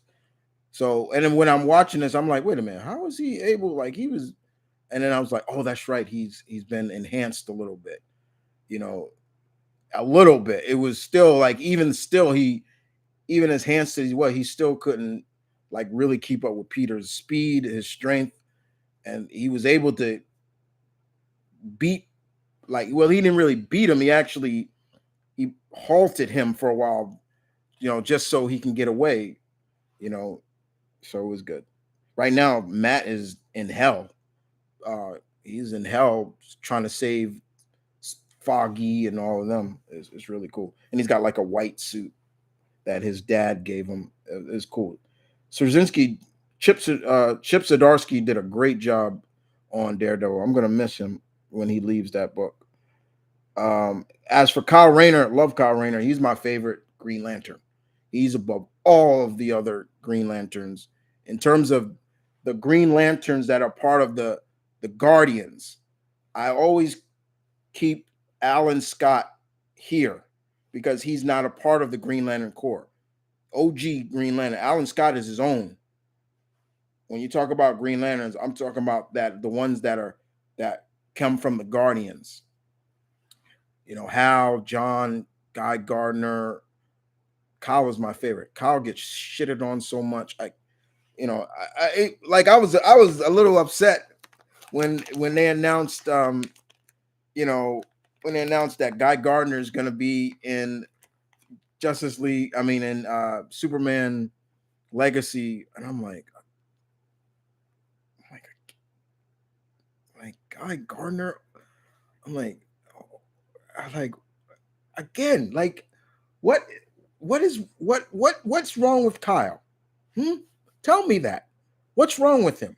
Nothing. It's like nothing's wrong with him, but he does not get the respect that he deserves.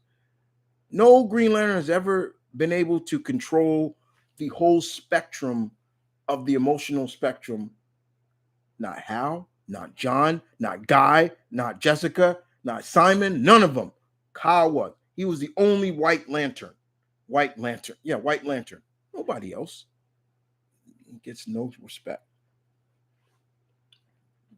No respect. I hate that.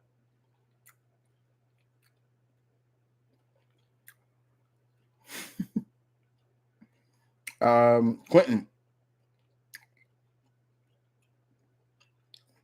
you think older Kratos could beat Omni Man in a fight? Yes, because at the end of the day, again, the Voldemites are not as strong as as um like Kryptonians. They're not. They're not godlike. They're they're not, because you even go watch, if you read the books, and you could say you could read the and watch the series, but you read the books, you get a better indication of that. They're not that strong. And I think that was the case of when Robert Kirkman created that race, is that he didn't want them to be godlike. They're on a upper tier level, but they're not godlike. They could still get hurt, and you saw that. You see that. So Kratos has killed gods. So yeah, you don't think he could kill? No, yes. JPX well, wait, did I miss one? No. Favorite Sega Saturn games or Genesis games? That's too long. I'm not trying to go too long with that. I'll give you some. I'm not gonna go crazy with it. I'll stick with Genesis. I love Kid Chameleon. I love the Shinobi games. I love the Streets of Rage games, the Sonic games. Um, uh, Earthworm Jim, Toe Jam and Earl, uh, uh, Alter Beast, Golden Axe, Gunstar Heroes, and I've heard that Sega's gonna revive Gunstar Heroes. I'm like, what? That's cool. So yeah, uh, I like guest characters in Mortal Kombat. That's fine. I don't.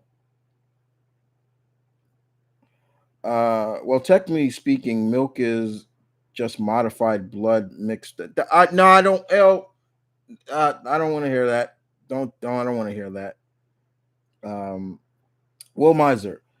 Um, I'm usually fine with guest stars, but my reaction was two steps down, two steps above yours. I was like, Okay, but wasn't super excited. Peacemaker makes the most sense for Mortal Kombat, and DC did a crossover game. Yeah, they did, but I didn't care for that game either because it was toned down big time.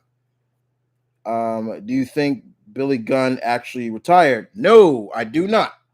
That's no.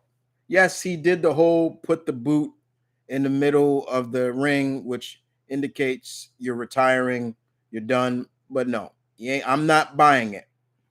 Not buying it at all. Um,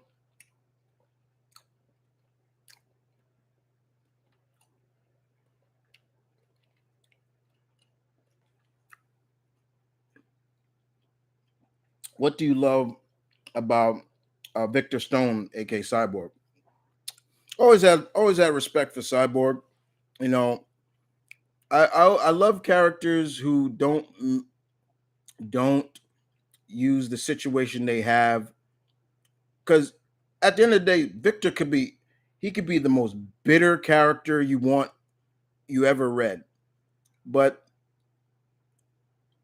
Wolfman and Perez, when they created him, they they used him to a point of, yes, he is a cyborg. He is human tissue mixed with, he's inorganic and organic mixed, but she's not a machine. It's kind of the whole situation with RoboCop. That whole situation with him is like, he's not. Is he human? Is he not human? But he still has his humanity. But he's also with Cyborg, same thing. But like I said, he could have been the most bitter as hell character, but he's not. He doesn't let that stop him from somewhat living his life, and I like that about him. It's like he's not going to look at himself and be like, I'm a monster. You know, I can't have love.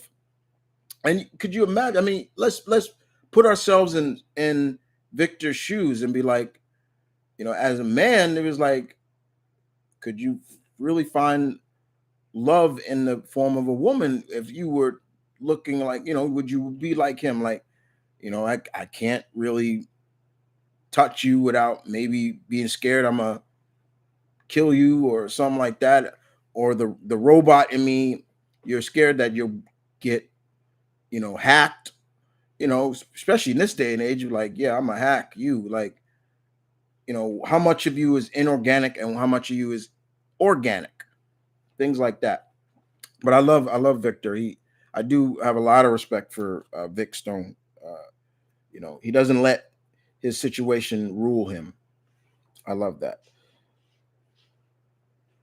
Um, any thoughts on the Crisis of Infinite Earth movie? I'm looking forward to that. I'm looking forward to that because that is one of my favorite DC stories, and I think an animated version could do a better job than a live action version could ever do. I know they're doing a Watchmen. I never really cared for Watchmen, so like I never was a fan of Watchmen. I really wasn't. G'day, Chris. How are you doing, mate? I'm fine. I'm as best as I can be. Perry, will there be a second Mortal Kombat pack? More than likely, there's going to be probably 3 packs, as they've done before. They've done this before. Your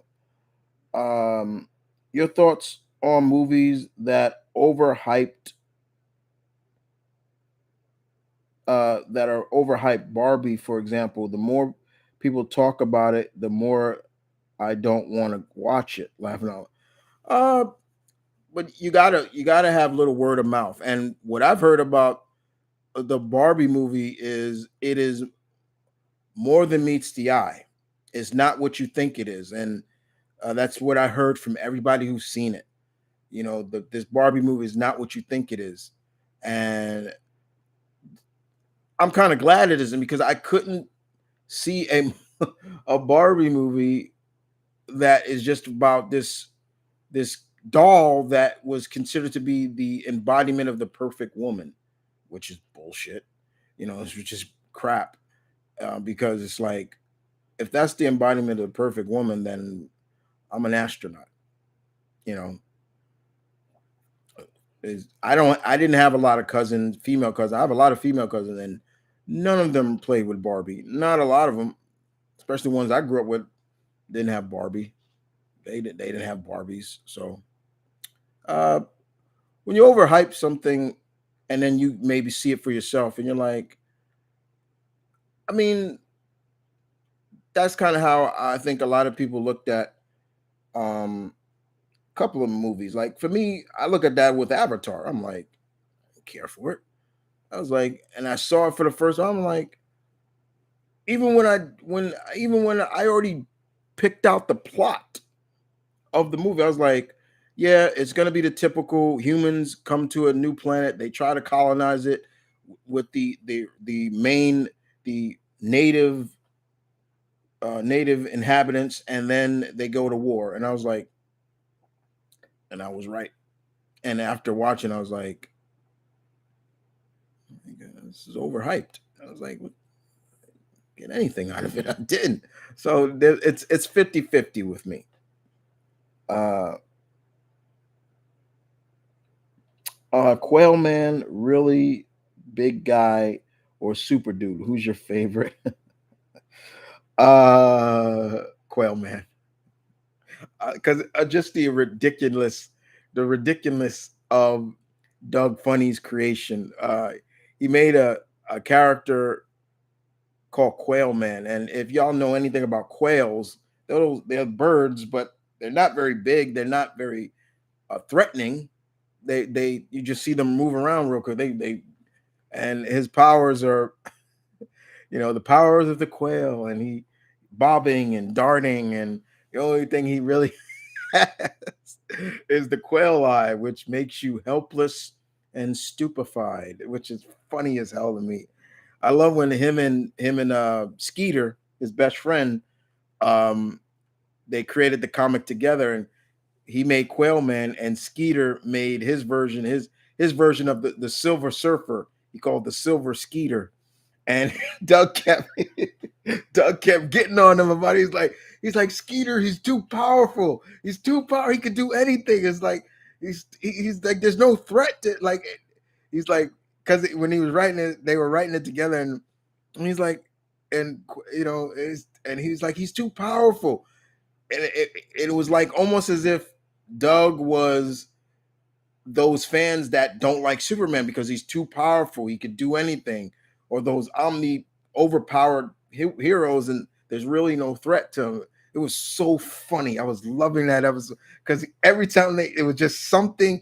Every time they would create the villain, and the villain would do this, and Quailman would have a little bit of a setback because he couldn't he couldn't and then all of a sudden here comes Silver Skeeter, and like there was one, I think I forgot the villain, and he made the sun like like so super powered that even Quailman was like, oh, I can't do it. And then Skeeter said, Silver Skeeter comes and uses his omnipresent powers to block out the sun. And then he's like, Skeeter, he's too powerful. Okay. And he's like, what do you mean? And he's like, okay, let's say he does that. What if him stretching himself, he turns the sun's rays into a beam, and he kept trying to find ways of making Skeeter's powers turn back as a threat. It was so funny. And they had it like they were like, you're stupid character, and you're stupid. It was so funny. I cracked up on that. That was so funny. But I do love Quail Man. It's funny. Those are funny characters. I like that. And he had like the quail call, the how we go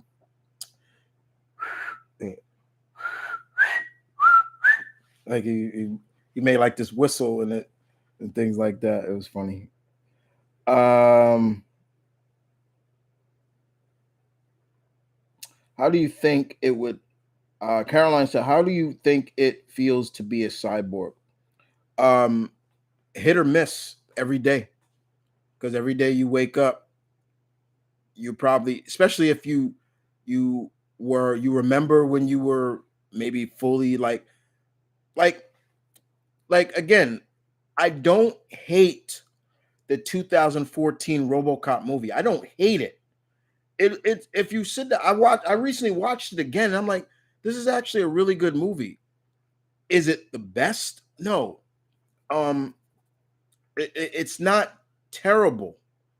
No, it's not the 1987 RoboCop movie, the one I grew up with, but it's not a bad, decent remake because it gave you more focus on Murphy as he struggled with with him being a cyborg. I mean, if you go back and watch that movie, there was only certain things about him that was organic: his brain, his lungs, and one hand. Outside of that, everything was organic. So all he had was his lungs, his brain, and I think his left hand. Outside of that, he was and they focused a lot on the family aspect, which I loved, which they did not do in the original. And when they tried to do it later on in the franchise, it just came off bleh. So in a sense, imagine you being a cyborg. Let's say you are, let's see, because RoboCop came from Eight Man, which is a Japanese character that was a cyborg. The only thing cybernetic on him was his brain. He only had his everything else was inorganic. So imagine the only organic thing on you was your brain. Everything else, everything else is inorganic. So imagine waking up and you remembering when you could feel flesh on flesh, or feel or smell the, yeah, you can still smell, but imagine you could be able to really smell, sweet scent of a flower or something like that. It would drive you crazy. And so it is about balance. It is about balance with when they do these characters that are cybernetic, and when they do it right, when creators do it right, they do it right. And then there's some characters that and then there's certain cyborgs that I just they just come off, they're evil for a sense. Like, to me, the androids, like, or cyborgs, cyborgs in, like, Dragon Ball, they're it's like they're the type of cyborgs I hate, because they're just evil without the sense of a real purpose. And when you did see them get some kind of purpose, then they got character, like 17 and 18, you know. Um, but when you look at characters who are synthesoids, like Vision, Vision is a good example of a pretty much inorganic inorganic being that has found the sense of humanity, because he has been around humanity so much. He has gained a love and appreciation for having, like, the brain scans of characters that he's had. I mean, he's had brain scans of, like, Wonder Man and things like that. He knows the value of the human heart or emotions. He knows the value. I mean, he loves his daughter. He loves it. He found the emotions that you would love. I mean, he fell in. I mean, Wanda fell in love with him. They got married. It's like, yeah. And even in the MCU, they played that up to a certain degree, and it worked. It really worked. So yeah, you see where I'm coming up with that? Gotcha Man complete series on DVD. Yeah, it's coming out. They put it on Blu-ray, so I'm definitely. Travis, do you know DJ? He's based off of Billy Blanks. Yes, a little bit. Yes, he is. Um, what would what would Kyle Rayner think of America Chavez? I think they would be cool with each other. How powerful is Evil Ryu? Powerful. It's if basically Evil Ryu is if he if Ryu gave into the dark Hadou, like Akuma did. That's pretty much what it is. Do you think John Cena is a good actor for Guile?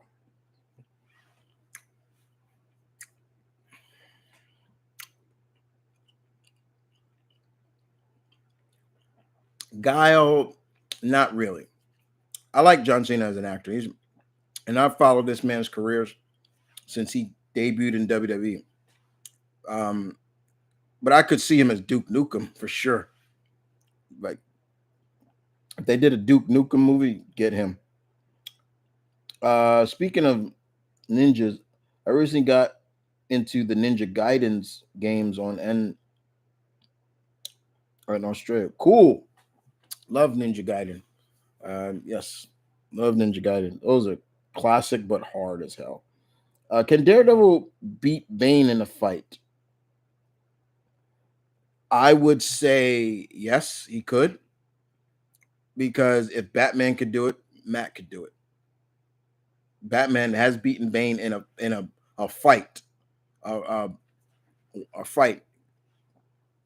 We're not talking about Nightfall. They fought again later on. This is right before Bane killed Alfred. Yeah, they fought and Batman beat him. Hey Sean, are you excited for Mortal Kombat 1? Yeah. Uh, could you maybe do a video ranking the Titans or ranking members of the Bat family? Just a thought. Titans would be hard because there's so many. Bat family may be easier if I'm in the mood or if I feel like I would want to do that. That'd be fine. Um, I never say never, but I try not to go off track of like schedule things that I plan. I try not. I try to stay. Well, in terms of my projects, I try to stay scheduled, and I have a lot of things scheduled to just okay, let's do that. And I think I've done something like that with Bat family members or just versions of Robins or something. You know, because I doing stuff like that, it's almost like I'm just repeating myself, and I don't like to repeat myself. Everybody knows if I did it, Nightwing would be number one. Tim would be number two. Barbara would be number three. It's like it's kind of like I'm just repeating myself. Damien would be low on the card. Hell, even Jason would be over Damien. So, um, so you're saying Kyle is like the Roger Dangerfield? Yeah, he kind of is. He kind of is. He is the Rodney Dangerfield of the Green Lantern Corps. They put more focus. Look at all the Green Lantern stuff. Whenever they reboot Green Lantern or they put Green Lantern on the Justice League, who do they use? Who do they use? It always comes back to Hal or John. Two to me who have just become too overexposed now, and it's to the point where I'm like, I don't want to see them no more. I'm like, all right, you done enough with them.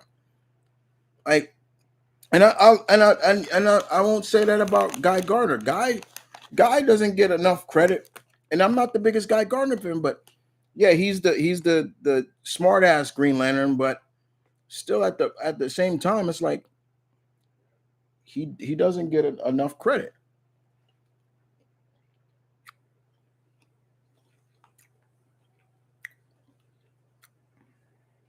Are you excited for Good Burger 2?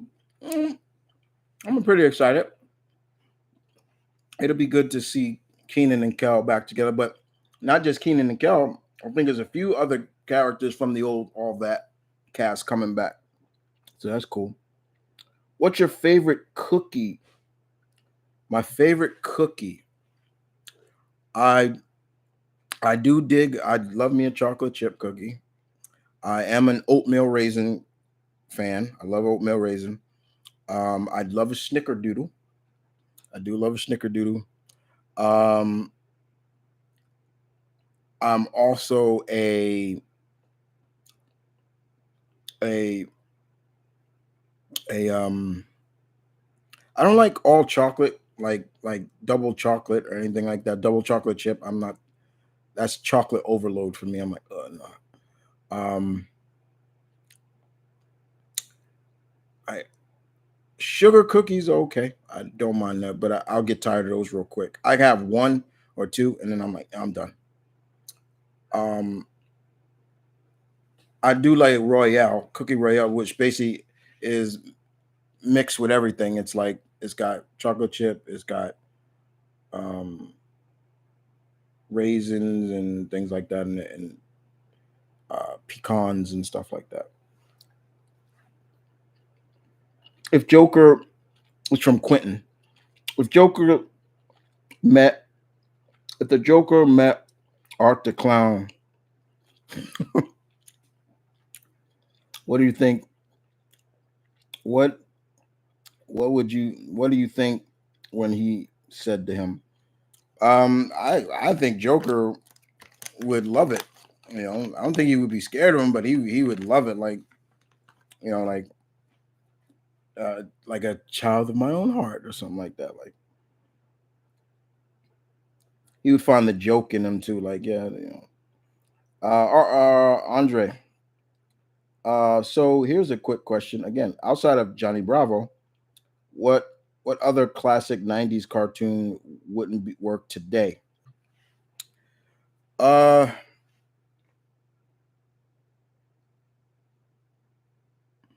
well, in some cases, Gargoyles wouldn't work today. You know, they got away with a lot of stuff on that show.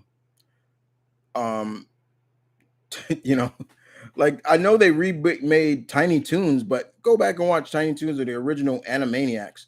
They got away with a lot of crazy stuff on that. Um, like, but Gargoyles did. I mean, Gargoyles.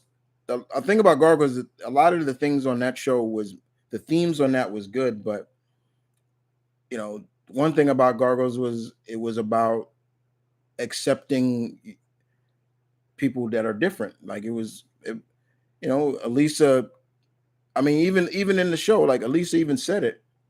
You know, well, I remember her sister even saying when the rest of the Mazda family finally met some of them, and they were like, they look weird, alien, but they also look kind of beautiful. And then you heard Elisa even say, "Yeah, but you get past that." She's like, "All you see is the beauty in them." And at the end of the series, what we saw Lisa basically acknowledging like she had feelings for Goliath. Like, how's that gonna work? Like, you're human. He's a gargoyle. Like, and they make and in the comics now, yeah, they're together. Like, she even acknowledged, this is my boyfriend. I'm like, what? Like, it was stuff like that. They really, but of course, you know the gun scene where you know Brooklyn, not Brooklyn, Broadway shot Elisa because she didn't put the safety back on her gun, and you know, she was in a pool of her own blood. And they showed that. That was I remember that when that episode aired.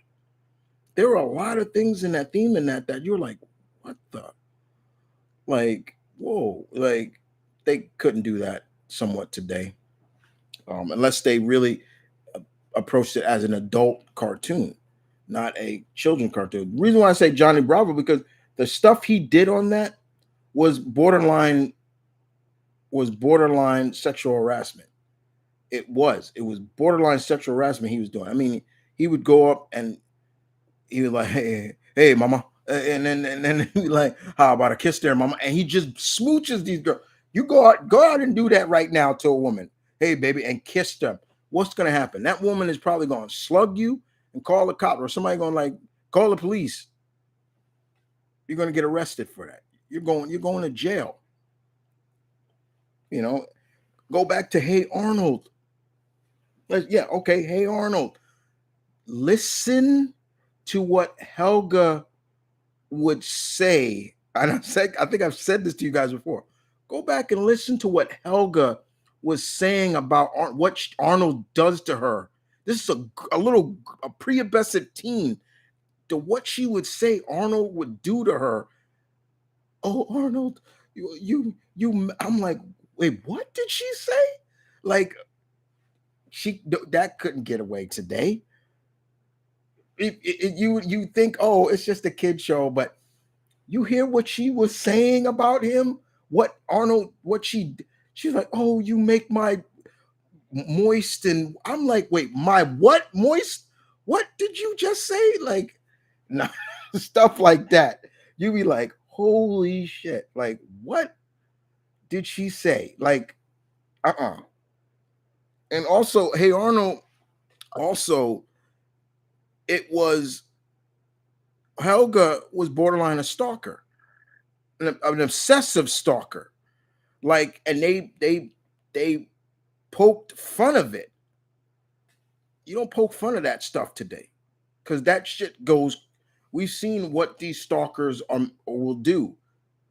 They if they don't get what they want, they're willing to hurt these celebrities. You see these celebrity stalkers. These people are crazy.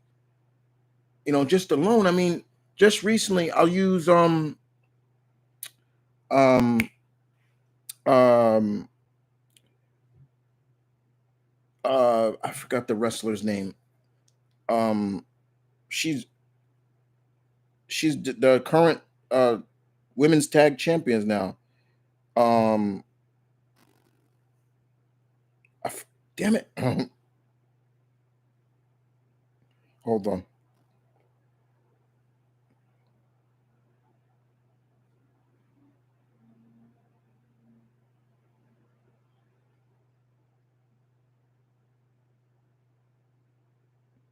Um,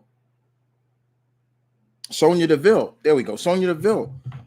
Her stalker broke into her house and luckily she wasn't in the house, but he was willing to hurt her, like stuff like that. Hey Arnold, they were poking fun of that. Like, they were making light of it. Like, oh, it's so cute. That's cute that Helga has a shrine of this boy and is saying what it's like. No, that's not fun.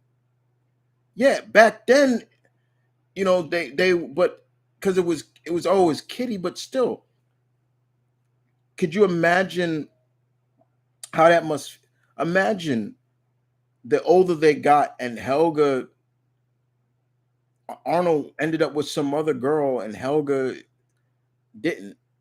Or even in the Hey Arnold movie, she finally acknowledged how much she likes him, but still, imagine she didn't, and she just became obsessed about him. Like, that's scary to think. That's why I say, like, sometimes you go back and watch these shows and you're like, whoa, this was ahead of their time, or yeah, this couldn't work today. Mm-mm. Um,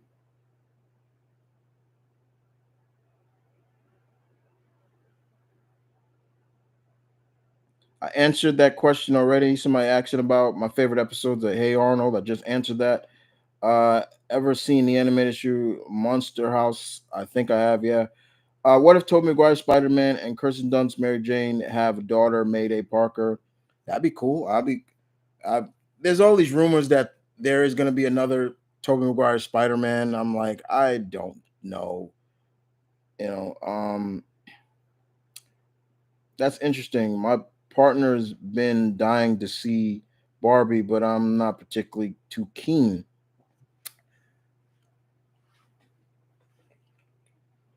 Think of it like this: you go see that movie with her,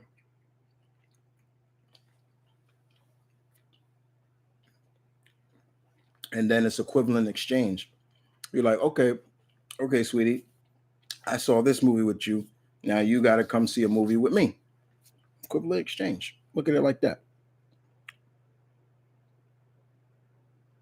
Don't get me started on Avatar. Yeah, I do not get the hype for that movie at all. Any of them. I gotta go. Really, gotta go with really big man, huge Rocco fan. I love Rocco. I forgot to add Rocco. Rocco is a show. I love Rocco. And yes, he was a wallaby, not a kangaroo. People, how powerful is Captain Adam? Underratedly powerful. Captain Atom does not get the credit that he deserves as well, because once again, Captain Atom didn't come from DC. He was another character that was acquired by DC. Same thing like with Captain Marvel, Billy Batson. Billy Bat, or what you guys used, y'all call him by the wizard's name. I ain't calling him by that. Captain Marvel, the original Captain Marvel, was under its own comic company called Fawcett Comics, and then DC bought that out and incorporated him into their universe.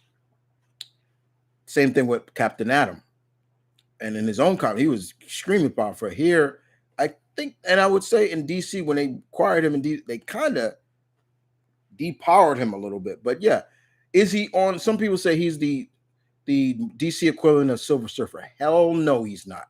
He's not that powerful. He is not on Surfer's level. Yes, he is living energy, but he is nothing like Surfer. Silver Surfer is way powerful than him. If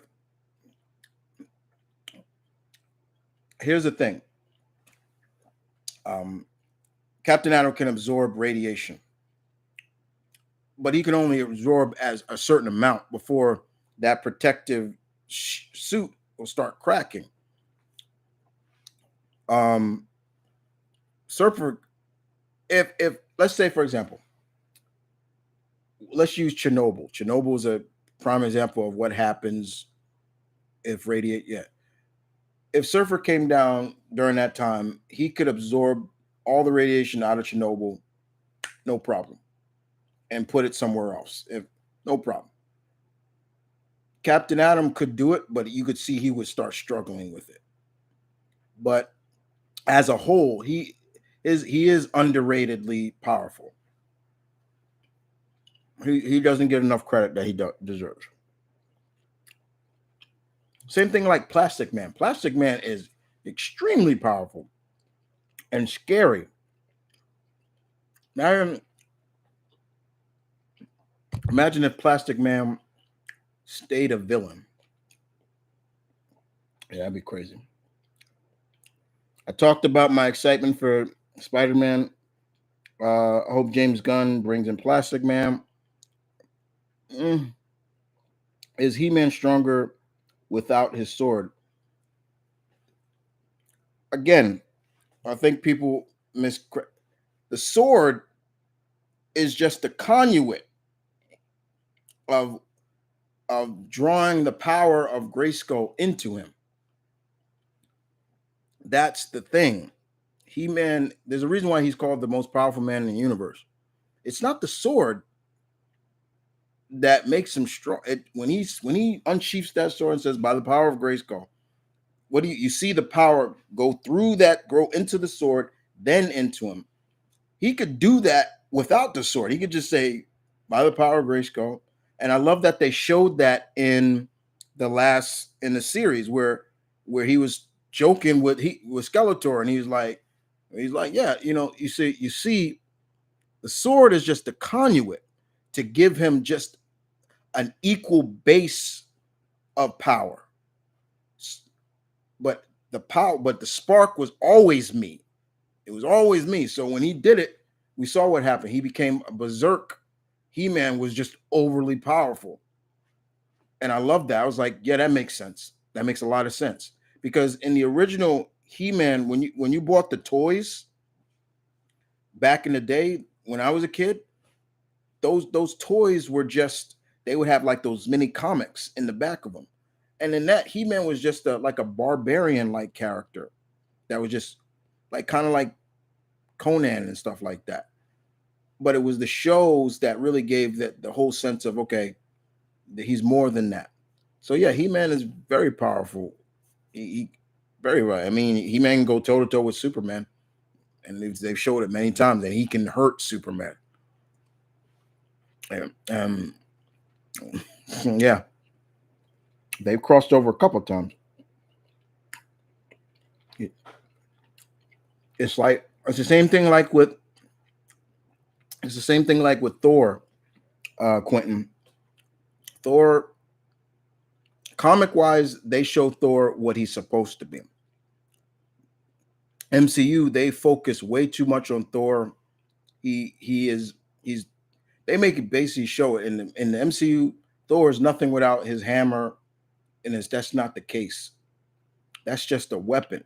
He's a god, and he's Thor is one of the most powerful Asgardians of the Asgardians. He can go without his hammer, and he's just as strong. But they don't showcase that in the MCU. Comic wise, they do it all the time. They show like, okay, yeah, he lives up to the hype. It's kind of sad. That's why I always say they nerfed Thor big time.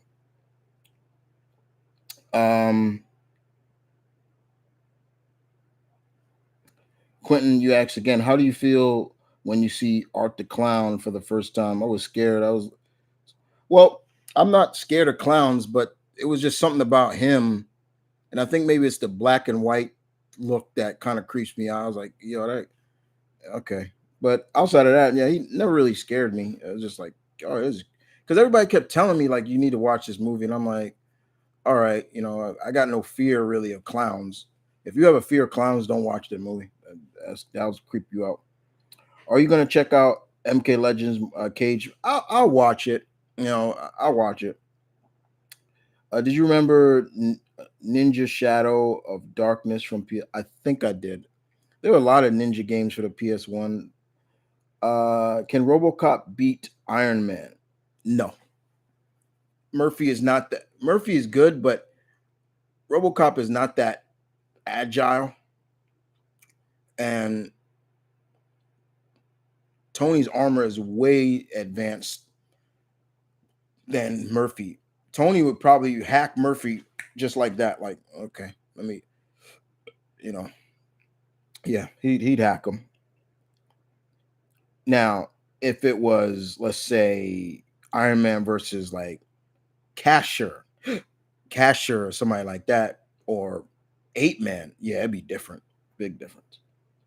Um, who should play Akuma and Ryu in a live action? Go watch, go watch Assassin's Fist, and there you go. They did Akuma live action, and the actor who played him was perfect. What Street Fighter characters get annoyed by Guy Gardner? Of many of them. Have you have you have you ever eaten Superman cereal or the Flash cereals? Do you mean those Kellogg cereals? No, I haven't. I've seen them. I haven't touched them. What what Hogwarts house would you be in? I'm so bad with the houses in Harry Potter, so don't ask me those. I'd probably be the same house that Harry's in, so I'll just put it like that. I wouldn't want to be in Slytherin or anything like that. I still want to play that Harry Potter game. I still want to play that game. Uh, that's a nice Ali shirt, Chris. Of course, it's nice. It's my hero. One of my heroes. One of my idols. If it's not Ali, it's Bruce Lee. Two of my idols. Do you think Kyle Rayner and El Tigre? Well, El Tigre is a kid, so Kyle, I guess so, but he's a kid. There's a big difference. Sonya Deville, that's what I mean. Yeah, Sonya Deville wasn't Bjork stalked. That's right, Bjork. That guy, that was sick. That guy, Bjork. If y'all don't know who Bjork is, she's a Icelandic pop singer. She's really good. I've listened to a couple of her stuff. She's good. Bjork was stalked. This guy sent a bomb to her house. I don't know how he's and luckily they intercepted, and then he killed himself. He shot him. He blew his brains out right on camera. He shaved his head. He went all crazy, and and all of a sudden he just you just saw him going, and he just boom, and he blew his. I was like, yo, yeah. He got so obsessed with her. It's ridiculous. Like stuff like that. You got to be careful with stuff like that. It's not even funny. It's just scary. It's scary. That's why sometimes I really feel for these celebrities like that have. It's good to have fans, and as a fan, you got to be able to balance your appreciation of them, but also understand that they're people too, and you shouldn't be like obsessing over them. Like I don't obsess over any celebrity that I like. I don't. I don't. Because at the end of the day, I've met a few celebrities, and the ones I met were really nice and really good and really down to earth. And you just see them, you're like, and sometimes you are just amazed that wow, you're so. Sometimes you realize that yeah, that's just the character they play, and they're different from what they are. So yeah, it is different. But yeah, Bjork definitely Perry. Yes, that's right. Bjork was that her stalker was sick. I don't like Captain. I did not like Captain Adam and Batman Brave and the Bold. Can't remember what he was like in that. Uh, you can pick one hangout for today. Spider Man and He Man. You mean Spider Man or He Man? Uh, that's tough because He Man was my childhood hero. You know, but Spider Man is my hero. Like, uh, I would pick Spider Man. I would say sorry, He Man. You know, I would tell him, I'm sorry, Adam. I got to go to Peter. You know, I'm sure he would understand. You know, he would probably like, gosh, so I watched you grow up as a kid, so I understand. I can understand why. I remember in one comic book, Joker met the Red Skull. Yeah, I think that was in the crossover. I remember it, and he didn't like him. Joker is not a Nazi. That's I will say that about Joker. Joker, he may be a lot of things, but he's not a Nazi. He's a big he will he's not against he is all against that. I like stuff like that where you could villains that they're villains, but they know where to draw the line. Like I don't hate because like yeah, like you say a lot of things about Doctor Doom, but he's no Nazi. He hates Red Skull with a passion. There's been many times he's said, I will kill Red Skull anytime if he ever stepped foot. I'll do it myself." Like even if he didn't step foot in Latveria, he says, "I will go out." Look, I remember he's actually said that. I'll kill him. I'll kill him myself. And I would believe Doctor Doom too. I'd be like, yeah, he'll do it. Uh, I need to really think about what I ask you because sometimes you have to remember what you ask. 'Cause I do get the same question. That's why I always tell you guys sometimes don't be afraid to go back to the previous Q&As and see what you asked because sometimes it helps. I try not to even when I'm on other people Q&As and stuff, or like when I'm watching streaming and I do Q&As with other people that I follow. I try not to ask the same questions. I'm like, yeah, don't ask that question. I asked that before. Dashi was smiling ear to ear when he saw He-Man appear on Family Feud in a gameplay. Yeah, I think he was. I remember that. Dashi's. Yeah. He did a video. Dashi put up a video not too long ago where he talked about he got a new dog because his last dog BB died, and I really felt bad for him. I was like, no, you didn't. And then it was like a mechanical dog. I was like, you. It was funny though. It was a good. Captain Adam in that episode came off as arrogant and talked down to people without powers. I thought that was that was him. I think that was him. He was in that. Um, you have the best muscle band voice. I think you did a great. Great. My muscle man. I mean, it's all about ear. You just listen to it enough, and you could probably. And my voice is deep enough where I could deepen that to get it to be like Muscle Man. You know, yeah, bro. That is the side, bro. Sorry. Uh, I tried very hard not to repeat in my questions yet. Yeah. Uh, who most who most evil video game character? Who's the most evil video game character? That's hard. Depends on who you. Some would say Ganondorf from Legend of Zelda. I don't think he's redeemable. Some will say Sephiroth. Some will say Albert Wesker from the Resident Evil series. There's too many. Is that it? Think I think that's it. Okay, guys. This was fun, and we're gonna wrap that up right now. Listen, guys, I appreciate everybody who came out, and we had some fun, asked some questions. That was pretty cool. But we're gonna go. We're gonna end this now. We have hit the gold 2 hour mark. Past 2 hours. I was trying to just hit 2 hours, but it's fine. But outside of that, guys, I hope you guys enjoyed this. Thank you for watching. I will see you guys next time, as always. And yeah, had a lot of fun. Take care, guys.